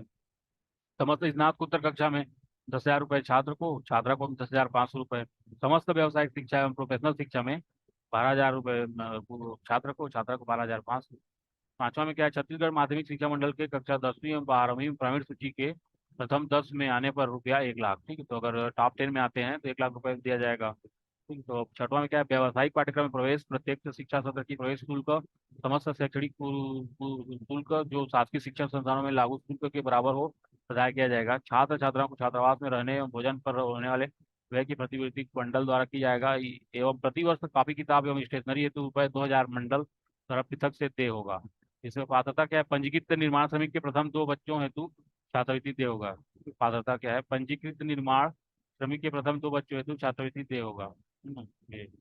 अब निर्माण श्रमिकों के बच्चों हेतु उत्कृष्ट खेल प्रोत्साहन योजना, निर्माण श्रमिकों के बच्चों हेतु उत्कृष्ट खेल प्रोत्साहन योजना, इसमें हित लाभ क्या है, इस योजना के अंतर्गत पंजीकृत निर्माण श्रमिकों के बच्चों को भारत सरकार द्वारा लागू योजना खेलो इंडिया योजना के अंतर्गत चिन्हित खेल जैसे athletics, kabaddi, kho kho, football, volleyball, handball, तीरंदाजी, कुश्ती, हॉकी, तैराकी तथा खेल एवं युवा कल्याण विभाग छत्तीसगढ़ शासन अंतर्गत स्वीकृत मान्यता प्राप्त समस्त खेलों में जिला, संभाग, राज्य, राष्ट्रीय स्तर पर उत्कृष्ट प्रदर्शन करने वाले बच्चों को निम्नानुसार प्रोत्साहन राशि प्रदान किया जाना प्रोत्साहित है। पंजीकृत उसका पात्रता क्या है, पंजीकृत निर्माण समिति के बच्चे को योजना के लाभ की पात्रता होगी। योजना का लाभ केवल उन्हीं बच्चों को देय होगा जिनकी उत्कृष्टता खेल विभाग द्वारा प्रमाणित हो। उत्कृष्ट खेल प्रोत्साहन राशि जिला स्तर पर 1,000 रुपये छात्र को, संभाग स्तर पर 2,000 रुपये, राज्य स्तर पर 5,000, राष्ट्रीय स्तर पर 50,000 रुपये पुरस्कार दिया जाएगा। मुख्यमंत्री नवनीत सशक्तिकरण सहायता योजना 1 मई 2022 से, मुख्यमंत्री नवनीत सशक्तिकरण सहायता योजना 1 मई 2022 से हित लाभ क्या है, निर्माण श्रमिक के प्रथम 2 पुत्रियों को 20,000 रुपये प्रोत्साहन सहायता राशि से होगी। पात्रता क्या है, लड़की के पिता या माता अथवा दोनों कम से कम 1 वर्ष की अवधि से मंडल में निर्माण श्रमिक के रूप में पंजीकृत हों तथा पुत्री की आयु न्यूनतम 18 वर्ष तथा 21 वर्ष से अधिक न हो। श्रमिक की पुत्री अविवाहित हो या कम से कम 10वीं कक्षा उत्तीर्ण हो। विशेष शिक्षा सहायता योजना हित लाभ क्या है, पंजीकृत श्रमिक की पंजीयन के 1 वर्ष पश्चात मृत्यु की दशा में मंडल उनके प्रथम 2 संतान हेतु विशेष पंजीयन कार्ड जारी करेगा तथा उनके नवनिहाल छात्र वृत्ति योजना, मेधावी छात्र छात्रा एवं शिक्षा प्रोत्साहन योजना, तकनीकी शिक्षा सहायता योजना के समस्त प्रावधानों को लाभ प्राप्तानुसार प्रदान किया जाएगा। दूसरा क्या है, मृतक श्रमिक के अतिरिक्त परिवार माता पिता में कोई और पंजीकृत श्रमिक होने पर बच्चों को उस योजना की पात्रता नहीं होगी। पात्रता योजना अंतर्गत मंडल अंतर्गत जैसे पंजीकृत निर्माण श्रमिक के ऐसे पुत्री जिनके माता पिता दोनों की मृत्यु हो चुकी है एवं मृतक माता पिता में कोई भी मंडल अंतर्गत न्यूनतम 1 वर्ष से निर्माण श्रमिक के रूप में पंजीकृत हो। उसके बाद मुख्यमंत्री साइकिल सहायता योजना है। तो हित लाभ क्या है, निःशुल्क एक साइकिल या साइकिल की मूल्य राशि छत्तीसगढ़ राज्य औद्योगिक विकास निगम द्वारा निर्धारित दर पर तय होगा। ठीक है, खाता क्या है, मुख्यमंत्री साइकिल सहायता योजना के अंतर्गत 18 वर्ष से 35 वर्ष आयु समूह के महिला श्रमिकों एवं 18 से 50 वर्ष आयु वर्ग पुरुष श्रमिक, 18 से 35 मतलब महिला के लिए, 18 से 50 पुरुष के लिए, पुरुष श्रमिकों जिसने पंजीकृत निर्माण श्रमिक के रूप में मंडल में 90 दिवस पूर्ण कर लिया हो तथा मंडल संचालित मुख्यमंत्री सिलाई मशीन सहायता योजना का लाभ न लिया हो। ठीक, तो इसका क्या है, मुख्यमंत्री साइकिल सहायता योजना का लाभ मिलेगा। मुख्यमंत्री श्रमिक औजार सहायता योजना, तो इसी हित लाभ क्या है, निर्माण श्रमिक को पंजीकृत प्रवर्ग के आधार पर संबंधित ट्रेड जैसे राजमिस्त्री, प्लम्बर, इलेक्ट्रीशियन, रेजा कुली, पेंटर, कारपेंटर आदि उपकरण औजार मंडल द्वारा देय होंगे। पात्रता क्या है, 18 से 50 वर्ष आयु वर्ग के पंजीकृत निर्माण श्रमिक, 18 से 50 वर्ष आयु वर्ग के पंजीकृत निर्माण 18 से 50 वर्ष आयु वर्ग के पंजीकृत निर्माण श्रमिक। मुख्यमंत्री सिलाई मशीन, मुख्यमंत्री सिलाई मशीन सहायता योजना, ठीक, मुख्यमंत्री सिलाई मशीन सहायता योजना हित लाभ क्या है, निःशुल्क एक सिलाई मशीन या सिलाई मशीन की मूल्य राशि छत्तीसगढ़ राज्य औद्योगिक विकास निगम द्वारा निर्धारित दर पर देय होगा। पात्रता क्या है, पहला मंडल में पंजीकृत निर्माण महिला श्रमिक जिनकी आयु 18 वर्ष से 50 वर्ष तक हो। दूसरा में क्या है, पंजीकृत महिला निर्माण श्रमिक की पंजीयन की अवधि 90 दिन पूर्ण हो चुकी हो। तीसरा क्या है, मंडल की मुख्यमंत्री कौशल विकास एवं परिवार सशक्तिकरण योजना के अंतर्गत टेलरिंग ट्रेड में प्रशिक्षण प्राप्त किया हो अथवा राज्य शासन के किसी विभाग, उपक्रम, मंडल, निगम अथवा राज्य शासन से मान्यता प्राप्त संस्थान से टेलरिंग ट्रेड में प्रशिक्षण प्राप्त किया हो। चौथा, राज्य शासन द्वारा संचालित किसी समानांतर योजना के अंतर्गत सिलाई मशीन अथवा सिलाई मशीन के मूल्य के बराबर राशि प्राप्त न किया हो। पांचवा में है मंडल द्वारा संचालित मुख्यमंत्री साइकिल सहायता योजना के अंतर्गत साइकिल या उसके मूल्य के बराबर राशि प्राप्त करने वाली पंजीकृत निर्माण श्रमिक का पात्र होगी। ये ठीक है। मुख्यमंत्री निर्माण मजदूर सुरक्षा उपकरण सहायता योजना। मुख्यमंत्री निर्माण मजदूर सुरक्षा उपकरण सहायता योजना हित लाभ में है। पंजीकृत निर्माण श्रमिकों को 2 वर्ष में एक बार योजना का लाभ दिया जाएगा। हेलमेट, जूता, दस्ताना, सेफ्टी जैकेट, तो मास्क हेतु CSIDC द्वारा निर्धारित दर अथवा ₹1500 जो भी कम हो, हितग्राही द्वारा सामग्री स्वयं के पश्चात देय के साथ आवेदन प्रस्तुत करने पर प्रदान किया जाएगा। पात्रता है, मंडल में पंजीकृत निर्माण श्रमिक के रूप में 90 दिवस पूर्व पंजीकृत होना आवश्यक है। एक मुख्यमंत्री निर्माण मजदूर सुरक्षा उपकरण सहायता योजना। ठीक, तो ये क्या है, इसका मतलब हित लाभ क्या है? पंजीकृत निर्माण श्रमिकों को 2 वर्षों में एक बार योजना का लाभ दिया जाएगा। हेलमेट, जूता, दस्ताना, सेफ्टी जैकेट एवं मास्क हेतु CSIDC द्वारा निर्धारित दर अथवा ₹1500 जो भी कम हो, हितग्राही द्वारा सामग्री स्वयं के व्यय पश्चात देय के साथ आवेदन प्रस्तुत करने पर प्रदान किया जाएगा। पात्रता है, मंडल में पंजीकृत निर्माण श्रमिकों के रूप में 90 दिवस पूर्व पंजीकृत होना आवश्यक है। मुख्यमंत्री निर्माण मजदूर कौशल विकास एवं परिवार सशक्तिकरण योजना। ये मुख्यमंत्री निर्माण मजदूर कौशल विकास एवं परिवार सशक्तिकरण योजना। ठीक, तो इसमें हित लाभ है, तो इसका निर्माण कार्य से संबंधित ट्रेड जैसे राजमिस्त्री, प्लम्बर, पेंटर, कारपेंटर तथा कंप्यूटर, हार्डवेयर, सॉफ्टवेयर इत्यादि एवं समय समय पर राज्य शासन के अधीन तकनीकी शिक्षा विभाग द्वारा चिन्हांकित व्यवसाय हेतु मंडल द्वारा पंजीकृत हितग्राहियों एवं उनके परिवार के सदस्यों को प्रशिक्षण एवं प्रमाण पत्र दिया जाएगा। प्रशिक्षण के दौरान पंजीकृत श्रमिकों को उपस्थिति के आधार पर कौशल श्रमिक हेतु निर्धारित वेतन के मान से मानदेय होगा। पात्रता 18 मंडल में 18 से 50 वर्ष आयु समूह के पंजीकृत निर्माण श्रमिक के रूप में पंजीकृत होना आवश्यक है। तो शहीद वीर नारायण सिंह श्रम अन्न योजना। योजना के अंतर्गत निर्माण श्रमिकों को चयनित स्थलों पर भोजन केंद्रों में राशि ₹5 में गर्म भोजन वितरण दिया जाएगा। शहीद वीर नारायण सिंह श्रम अन्न योजना, ₹5 में गर्म भोजन।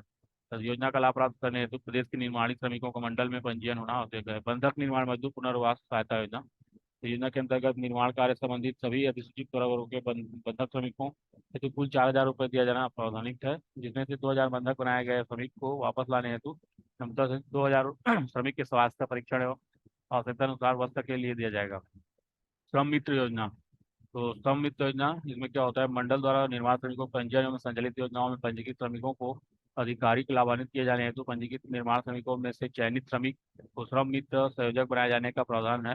निर्माण श्रमिकों को पंजीयन एवं योजना लाभ हेतु प्रोत्साहित करने के उद्देश्य से श्रम मित्रों को प्रति पंजीयन योजना आवेदन हेतु ₹50 अधिकतम 50,000 रुपये एवं संयोजक द्वारा श्रम मित्रों से निर्माण श्रमिकों को पंजीयन योजना है तो ऑनलाइन प्राप्त आवेदन की अभिस्वीकृति होने पर प्रति आवेदन ₹50 अधिकतम 7,500 रुपये प्रोत्साहन भत्ता मंडल द्वारा किए जाने का प्रावधान है। उसका सिलिकोसिस बीमारी से पीड़ित निर्माण श्रमिकों के लिए आर्थिक सहायता एवं पुनर्वास का सहायता योजना। तो हित लाभ क्या है? आर्थिक सहायता योजना अंतर्गत ₹3 लाख को प्रदान किया जाएगा, जिसमें से राशि ₹1 लाख हितग्राही की मृत्यु की स्थिति में आश्रितों के खाते में स्थानांतरित किया जाएगा तथा ₹2 लाख FD के रूप में दिया होगा। FD के ब्याज का स्वरूप मासिक के ब्याज के रूप में मासिक आय योजना MIS होता होगा। श्रमिक के जीवित रहने पर श्रमिक को लाभ की पात्रता एवं सिलिकोसिस बीमारी से मृत्यु होने पर उनके वैध आश्रितों को लाभ की पात्रता होगी। पुनर्वास सहायता सिलिकोसिस से पीड़ित श्रमिक एवं उनके आश्रित परिवारजनों को मंडल के अन्य सभी योजनाओं का लाभ दिया जाएगा, बशर्ते वो उन योजनाओं की पात्रता पूर्ण करते हैं। पात्रता क्या है? योजना अंतर्गत निर्माण कार्य में संबंधित सभी अनुसूचित वर्गों के श्रमिकों को इस योजना के लाभ का प्राप्त होगा। निर्माण श्रमिक ई रिक्शा सहायता योजना। तो हित लाभ क्या है? पंजीकृत निर्माण महिला श्रमिकों को ई रिक्शा हेतु मंडल का अनुदान राशि ₹1 लाख का अनुदान राशि 10,000 एवं बकाया राशि से बैंक से ऋण के माध्यम से हितग्राही द्वारा दिया होगा। बैंक में से ऋण स्वीकृति दिनांक से 90 दिवस के इधर आवेदन सहायक समायुक्त श्रम पदाधिकारी को प्रस्तुत करने पर सहायक समायुक्त श्रम पदाधिकारी और मंडल पर अनुदान राशि ₹1 लाख हितग्राही के बैंक खाते में दिया होगा। पात्रता क्या? योजना अंतर्गत 18 से 50 आयु समूह के पंजीकृत निर्माण महिला श्रमिक तथा महिला श्रमिकों का समूह जो स्व सहायता योजना के तहत पंजीकृत हो। दुर्घटना में चिकित्सा सहायता योजना, ₹20,000 अथवा वास्तविक चिकित्सा व्यय जो भी कम होते होगा। मंडल में पंजीकृत निर्माण श्रमिक जिसने मंडल में निर्माण श्रमिक के रूप में 90 दिवस पूर्ण कर लिया हो को योजना का लाभ दे होगा। दुर्घटना में चिकित्सा सहायता योजना में क्या है, 20,000 रुपये वास्तविक चिकित्सा व्यय जो भी कम हो गए होगा। इस मुख्यमंत्री निर्माण श्रमिक मृत्यु एवं दिव्यांग सहायता योजना, मृत्यु पर 1 लाख रुपए स्थायी दिव्यांग तब 50,000 मंडल द्वारा एक मुफ्त देय होगा। पात्रता क्या है, 18 से 60 आयु वर्ष के पंजीकृत निर्माण श्रमिक योजना के लिए पात्र होंगे। मुख्यमंत्री श्रमिक सियान सहायता योजना 1 मई 2022 में हितग्राहियों को राशि रुपए 20,000 एक मुश्त मंडल द्वारा देय होगा। योजना अंतर्गत न्यूनतम आयु 59 वर्ष है एवं अधिकतम आयु 60 वर्ष के निर्माण श्रमिक जो की मंडल अंतर्गत विगत 3 वर्ष से पंजीकृत हो। मुख्यमंत्री श्रमिक सहायता केंद्र योजना, हित लाभ, श्रमिकों द्वारा समस्याओं का निराकरण, पंजीयन प्रक्रिया, योजना के आवेदन की जानकारी तथा विभागीय गतिविधियों को संबंध में जानकारी और समाधान प्राप्त कर सकेंगे। पात्रता छत्तीसगढ़ भवन एवं अन्य से निर्माण कर्मकार कल्याण मंडल द्वारा अधिसूचित सभी प्रकार के पंजीकृत निर्माण श्रमिकों प्रवर्गों में कार्यरत श्रमिकों को प्रदान किया जा सकेगा। ठीक है। मुख्यमंत्री श्रम संसाधन केंद्र योजना राज्य स्तरीय, इस लाभ के श्रमिकों को पंजीयन मंडल अंतर्गत संचालित विभिन्न योजनाओं एवं श्रमिकों को दे अन्य लाभ के संबंध में त्वरित सहायता प्रदान किया ना। पात्रता क्या, छत्तीसगढ़ भवन एवं अन्य से निर्माण कर्मकार कल्याण मंडल द्वारा अधिसूचित सभी प्रकार के पंजीकृत निर्माण श्रमिकों के प्रवर्गों में कार्यरत श्रमिकों तो प्रवासी श्रमिकों को प्रदान किया जा सकेगा। निर्माण श्रमिकों के बच्चों हेतु निःशुल्क गणवेश एवं पुस्तक कापी हेतु सहायता राशि योजना, तो कक्षा 1 से 8वीं तक तथा 9वीं से 12वीं तक शाला गणवेश एवं पुस्तक कापी हेतु राशि 1,000 रुपये से 2,000 रुपये तक सहायता राशि प्रदान किया जाना प्रावधानित है। मंडल अंतर्गत पंजीकृत निर्माण श्रमिक के प्रथम 2 बच्चों को मुख्यमंत्री नवनिहाल छात्रवृत्ति योजना अंतर्गत 1 से 12वीं तक दे छात्रवृत्ति राशि की अतिरिक्त सहायता राशि दे होगी। मुख्यमंत्री निर्माण श्रमिक के बच्चों हेतु निःशुल्क कोचिंग सहायता योजना, मंडल अंतर्गत पंजीकृत निर्माण श्रमिकों एवं उनके संतानों को शैक्षणिक योग्यता अनुरूप प्रतियोगी परीक्षा जैसे पीएससी, लोक सेवा आयोग, एससीबी, आपकॉम, छत्तीसगढ़ व्यावसायिक परीक्षा मंडल, एसएससी, कर्मचारी चयन आयोग, IBPS, banking, railway, police entrance की तैयारी हेतु चयनित कोचिंग संस्थानों के माध्यम से निःशुल्क कोचिंग प्रदान किया जाना प्रावधानित है। मंडल में पंजीकृत श्रमिक की 1 वर्ष की नियमित सदस्यता होना आवश्यक है। योजना के तहत पंजीकृत श्रमिक अथवा उनके प्रथम 2 संतानों को ही योजना का लाभ दे होगा। पंजीकृत श्रमिक अथवा उनके संतान संबंधित प्रतियोगी परीक्षा हेतु निर्धारित न्यूनतम अर्हता रखना हो योजना अंतर्गत पात्र होंगे। मुख्यमंत्री आधारभूत शिक्षा प्रशिक्षण सहायता योजना 1 जनवरी 2023 से, तो योजना के अंतर्गत पंजीकृत श्रमिक के प्रथम 2 बच्चों को प्रतियोगी परीक्षा सैनिक स्कूल, जवाहर नवोदय विद्यालय, केंद्रीय विद्यालय, आईटीआई के तहत निजी स्कूलों में आरक्षित सीटों की तैयारी हेतु चयनित कोचिंग संस्थानों के माध्यम से कोचिंग का अवसर प्रदान किया जाएगा। पात्रता, मंडल में पंजीकृत श्रमिक की 1 वर्ष की नियमित सदस्य होना आवश्यक है। योजना का लाभ पंजीकृत श्रमिक के प्रथम 2 संतान जो कि संबंधित प्रतियोगी परीक्षा हेतु निर्धारित न्यूनतम अर्हता रखता हो योजना अंतर्गत पात्र होंगे। मुख्यमंत्री निर्माण श्रमिक आवास सहायता योजना 1 जनवरी 2023, मुख्यमंत्री निर्माण श्रमिक आवास सहायता योजना 1 जनवरी 2023, मंडल के अंतर्गत पंजीकृत निर्माण श्रमिकों को स्वयं के भूखंड पर आवास निर्माण, नवीन आवास के लिए वित्तीय संस्थान अथवा बैंक से लिए गए ऋण लोन हेतु ब्याज की प्रतिपूर्ति के लिए वास्तविक ब्याज की राशि या राशि रुपये 50,000 तक जो भी कम हो अनुवृत्ति सब्सिडी के रूप में मंडल द्वारा दे होगा। प्राप्तता के मंडल के अंतर्गत पंजीकृत ऐसे श्रमिक जिनका निरंतर 3 वर्ष पूर्व का जीवित पंजीयन हो, छत्तीसगढ़ प्रदेश में किसी भी स्थान पर स्वयं अथवा परिवार के सदस्यों के नाम से आवास न हो, पति अ, ठीक है, तो ये सब है।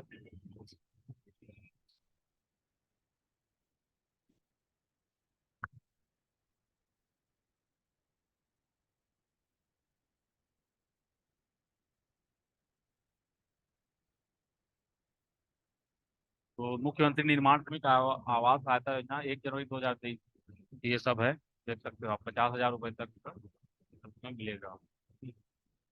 और पंजीकृत श्रमिक के स्वयं के भूखंड पर आवास निर्माण, नवीन आवास का हेतु शहरी क्षेत्रों में 500 वर्ग फीट एवं ग्रामीण क्षेत्रों में 1,000 वर्ग फीट क्षेत्रफल का अधिकतम भूखंड होना चाहिए। आवेदक द्वारा भूखंड साझी पट्टा या वन अधिकार मान्यता पट्टा, रचित आबादी क्षेत्र में भू अधिकार पत्र पट्टा, मुख्यमंत्री आबादी भू अधिकार पत्र पट्टा के आधार पर प्राप्त आवास निर्माण के अंतर्गत योजना हेतु आवेदन किया जा सकेगा। ये है। अब इसके बाद जो है छत्तीसगढ़ असंगठित कर्मकार राज्य सामाजिक सुरक्षा मंडल, ये भी नोडल एजेंसियां है जो क्या करती है, वित्तीय सहायता प्रदान करती है। तो छत्तीसगढ़ असंगठित कर्मकार राज्य सामाजिक सुरक्षा मंडल के द्वारा क्या क्या योजनाएं हो देखते हैं। असंगठित कर्मकार सामाजिक सुरक्षा अधिनियम 2008 के अंतर्गत 56 प्रवर्गों के कर्मकारों को राज्य शासन द्वारा अधिसूचित किया गया है। मंडल द्वारा संचालित वर्तमान योजना का विवरण, मुख्यमंत्री असंगठित कर्मकार साइकिल सहायता योजना 18 से 40 वर्ष आयु समूह के पंजीकृत महिला कर्मकार एक साइकिल प्रति महिला हितग्राही, 18 से 40 वर्ष आयु समूह के पंजीकृत महिला कर्मकार को साइकिल का मिलेगा। मुख्यमंत्री असंगठित कर्मकार सिलाई मशीन सहायता योजना, पंजीकृत महिला श्रमिक जो 18 से 50 वर्ष आयु की हो एवं सिलाई सिलाई कढ़ाई बुनाई दर्जी का काम करती है या किसी नियोजक के यहाँ कार्यरत है अथवा कि जिसका स्वयं का व्यवसाय हो सिलाई मशीन प्रति हितग्राही मध्य असंगठित कर्मकार सिलाई मशीन सहायता योजना 18 से 50 वर्ष आयु। तो उसका मुख्यमंत्री असंगठित कर्मकार गंभीर बीमारी चिकित्सा सहायता योजना 18 से 60 वर्ष की आयु के असंगठित कर्मकार जो मंडल में कम से कम 90 दिवस पूर्व पंजीकृत हो, तो पंजीकृत असंगठित कर्मकार को kidney cancer, sickling, sickle cell anaemia, हृदय रोग, एड्स एवं लकवा रोग के इलाज 50,000 रुपए की चिकित्सा सहायता एवं इलाज में हुए वास्तविक व्यय जो भी कम हो प्रदान किया जाता है। ई रिक्शा सहायता योजना 18 से 50 आयु और समूह के पंजीकृत साइकिल रिक्शा चालक, ऑटो चालक अथवा पंजीकृत श्रमिकों के पंजीकृत समूह पंजीकृत साइकिल रिक्शा ऑटो चालक को ई रिक्शा हेतु मंडल द्वारा अनुदान राशि रुपये 50,000, स्वयं का अनुदान राशि रुपये 10,000 स्वयं बकाया राशि बैंक से ऋण के माध्यम से हितग्राही द्वारा देय होगा। योजना अंतर्गत बैंक से ऋण प्राप्ति का अभिलेख प्रस्तुत करने पर ही मंडल द्वारा राशि रुपये 50,000 हितग्राही को प्रदान किया जाएगा। ई रिक्शा सहायता योजना 18 से 50 50,000 तक मिलता है। अनुदान 10,000, बाकी जो है वो बैंक मतलब लोन के द्वारा। ई ठेला सहायता योजना 18 से 50 आयु समूह के पंजीकृत हाथ ठेला चलाने वाले असंगठित कर्मकार, पंजीकृत हाथ ठेला चलाने वाले ई ठेला हेतु मंडल द्वारा अनुदान राशि रुपये 30,000 रुपये का अनुदान मतलब रुपये का अनुदान राशि रुपये 10,000 एवं बकाया राशि बैंक से ऋण के माध्यम से हितग्राही द्वारा देय होगा। योजना अंतर्गत बैंक से ऋण प्राप्ति का अभिलेख प्रस्तुत करने पर ही मंडल द्वारा अनुदान राशि रुपये 30,000 हितग्राही को प्रदान किया जाता है। कचरा बीनने वाले हेतु सुरक्षा उपकरण सहायता योजना 18 से 60 वर्ष की आयु वाले पंजीकृत कचरा बीनने वाले असंगठित कर्मकार पंजीकृत कचरा बीनने वाले को जेम द्वारा निर्धारित दर पर सुरक्षा उपकरण हेतु दस्ताना एवं रेनकोट प्रदान किया जाता है। 18 से 60 वर्ष असंगठित कर्मकार मृत्यु एवं दिव्यांग सहायता योजना 18 से 60 वर्ष की उम्र में पंजीकृत असंगठित श्रमिक जो मंडल में कम से कम 90 दिवस पूर्व पंजीकृत हो, पंजीकृत श्रमिक की मृत्यु पर 1 लाख तथा स्थायी दिव्यांगता की श्रेणी में 50,000। Smart vending card readymade kitchen सहायता योजना 18 से 50 आयु समूह के पंजीकृत चाय चाट ठेला लगाने वाले अथवा ठेला लगाकर खाद्य सामग्री बेचने वाले असंगठित कर्मकार पंजीकृत चाय चाट ठेला लगाने वाले अथवा ठेला लगाकर खाद्य सामग्री बेचने वाले को smart vending card readymade kitchen हेतु मंडल द्वारा अनुदान राशि रुपये 30,000, स्वयं का अनुदान राशि रुपये 10,000 एवं भगत एवं बकाया राशि बैंक से ऋण के माध्यम से हितग्राही द्वारा देय होगा। योजना अंतर्गत बैंक से ऋण प्राप्ति का अभिलेख प्रस्तुत करने पर ही मंडल द्वारा अनुदान रुपये 30,000 हितग्राही को प्रदान किया जाएगा। शहीद वीर नारायण सिंह श्रम अन्य योजना पंजीकृत असंगठित कर्मकार योजना के अंतर्गत चावड़ी में एकत्रित होने वाले पंजीकृत असंगठित कर्मकारों को जहां पर शहीद वीर नारायण सिंह अन्न श्रम योजना श्रम विभाग द्वारा संचालित है, जिसमें 5 रुपये एक कूपन पर गर्म भोजन न प्रदान न किया जाता है। असंगठित कर्मकार प्रसूति सहायता योजना मंडल में कम से कम 90 दिवस पूर्व पंजीकृत असंगठित महिला कर्मकार पंजीकृत असंगठित महिला कर्मकार को प्रसव के पश्चात एक मुश्त राशि रुपये 20,000 की सहायता राशि प्रदान किया जाता है। योजना का लाभ केवल 2 बार प्रसव हेतु दिया जाता है।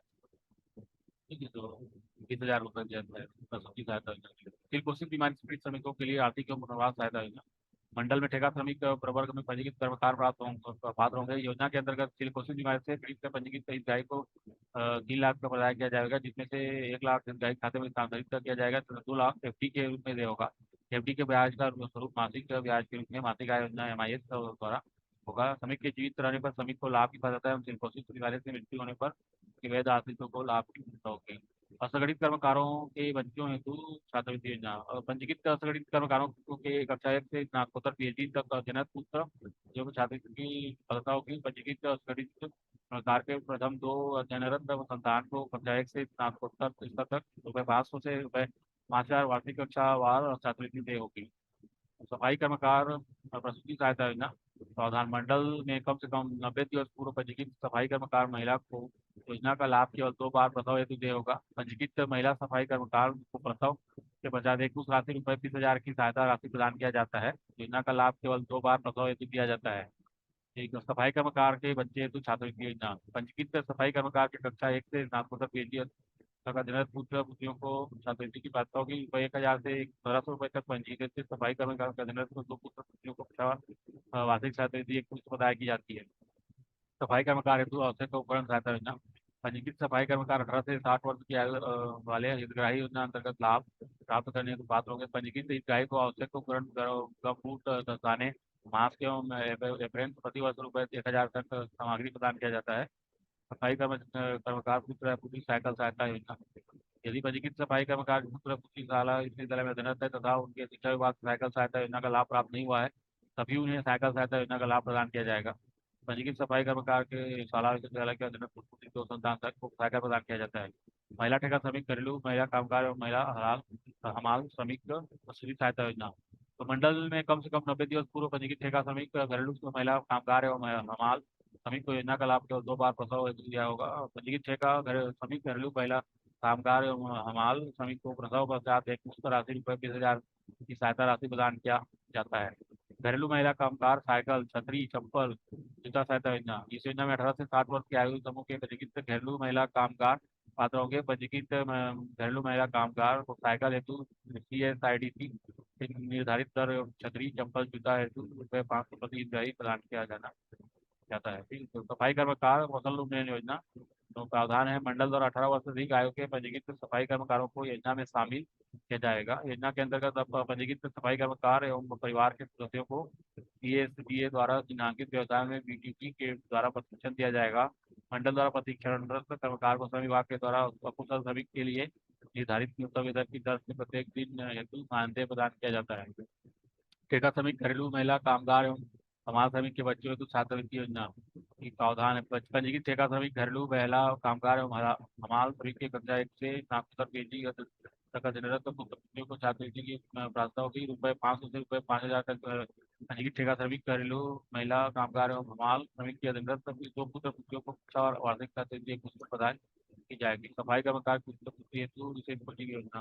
पंजीकृत सफाई कर्मकारों के अंतर्गत 2 पुत्र पुत्रियों को विशेष कोचिंग का शुल्क प्रदान किया जाएगा। कक्षा 10वीं एवं उसके कुछ कक्षाओं में अध्ययनरत दो संतानों को इंजीनियरिंग, चिकित्सा, CA, MBA और व्यावसायिक शिक्षा में प्रवेश हेतु विशेष कोचिंग हेतु लगने वाला शुल्क मंडल द्वारा प्रदान किया जाता है।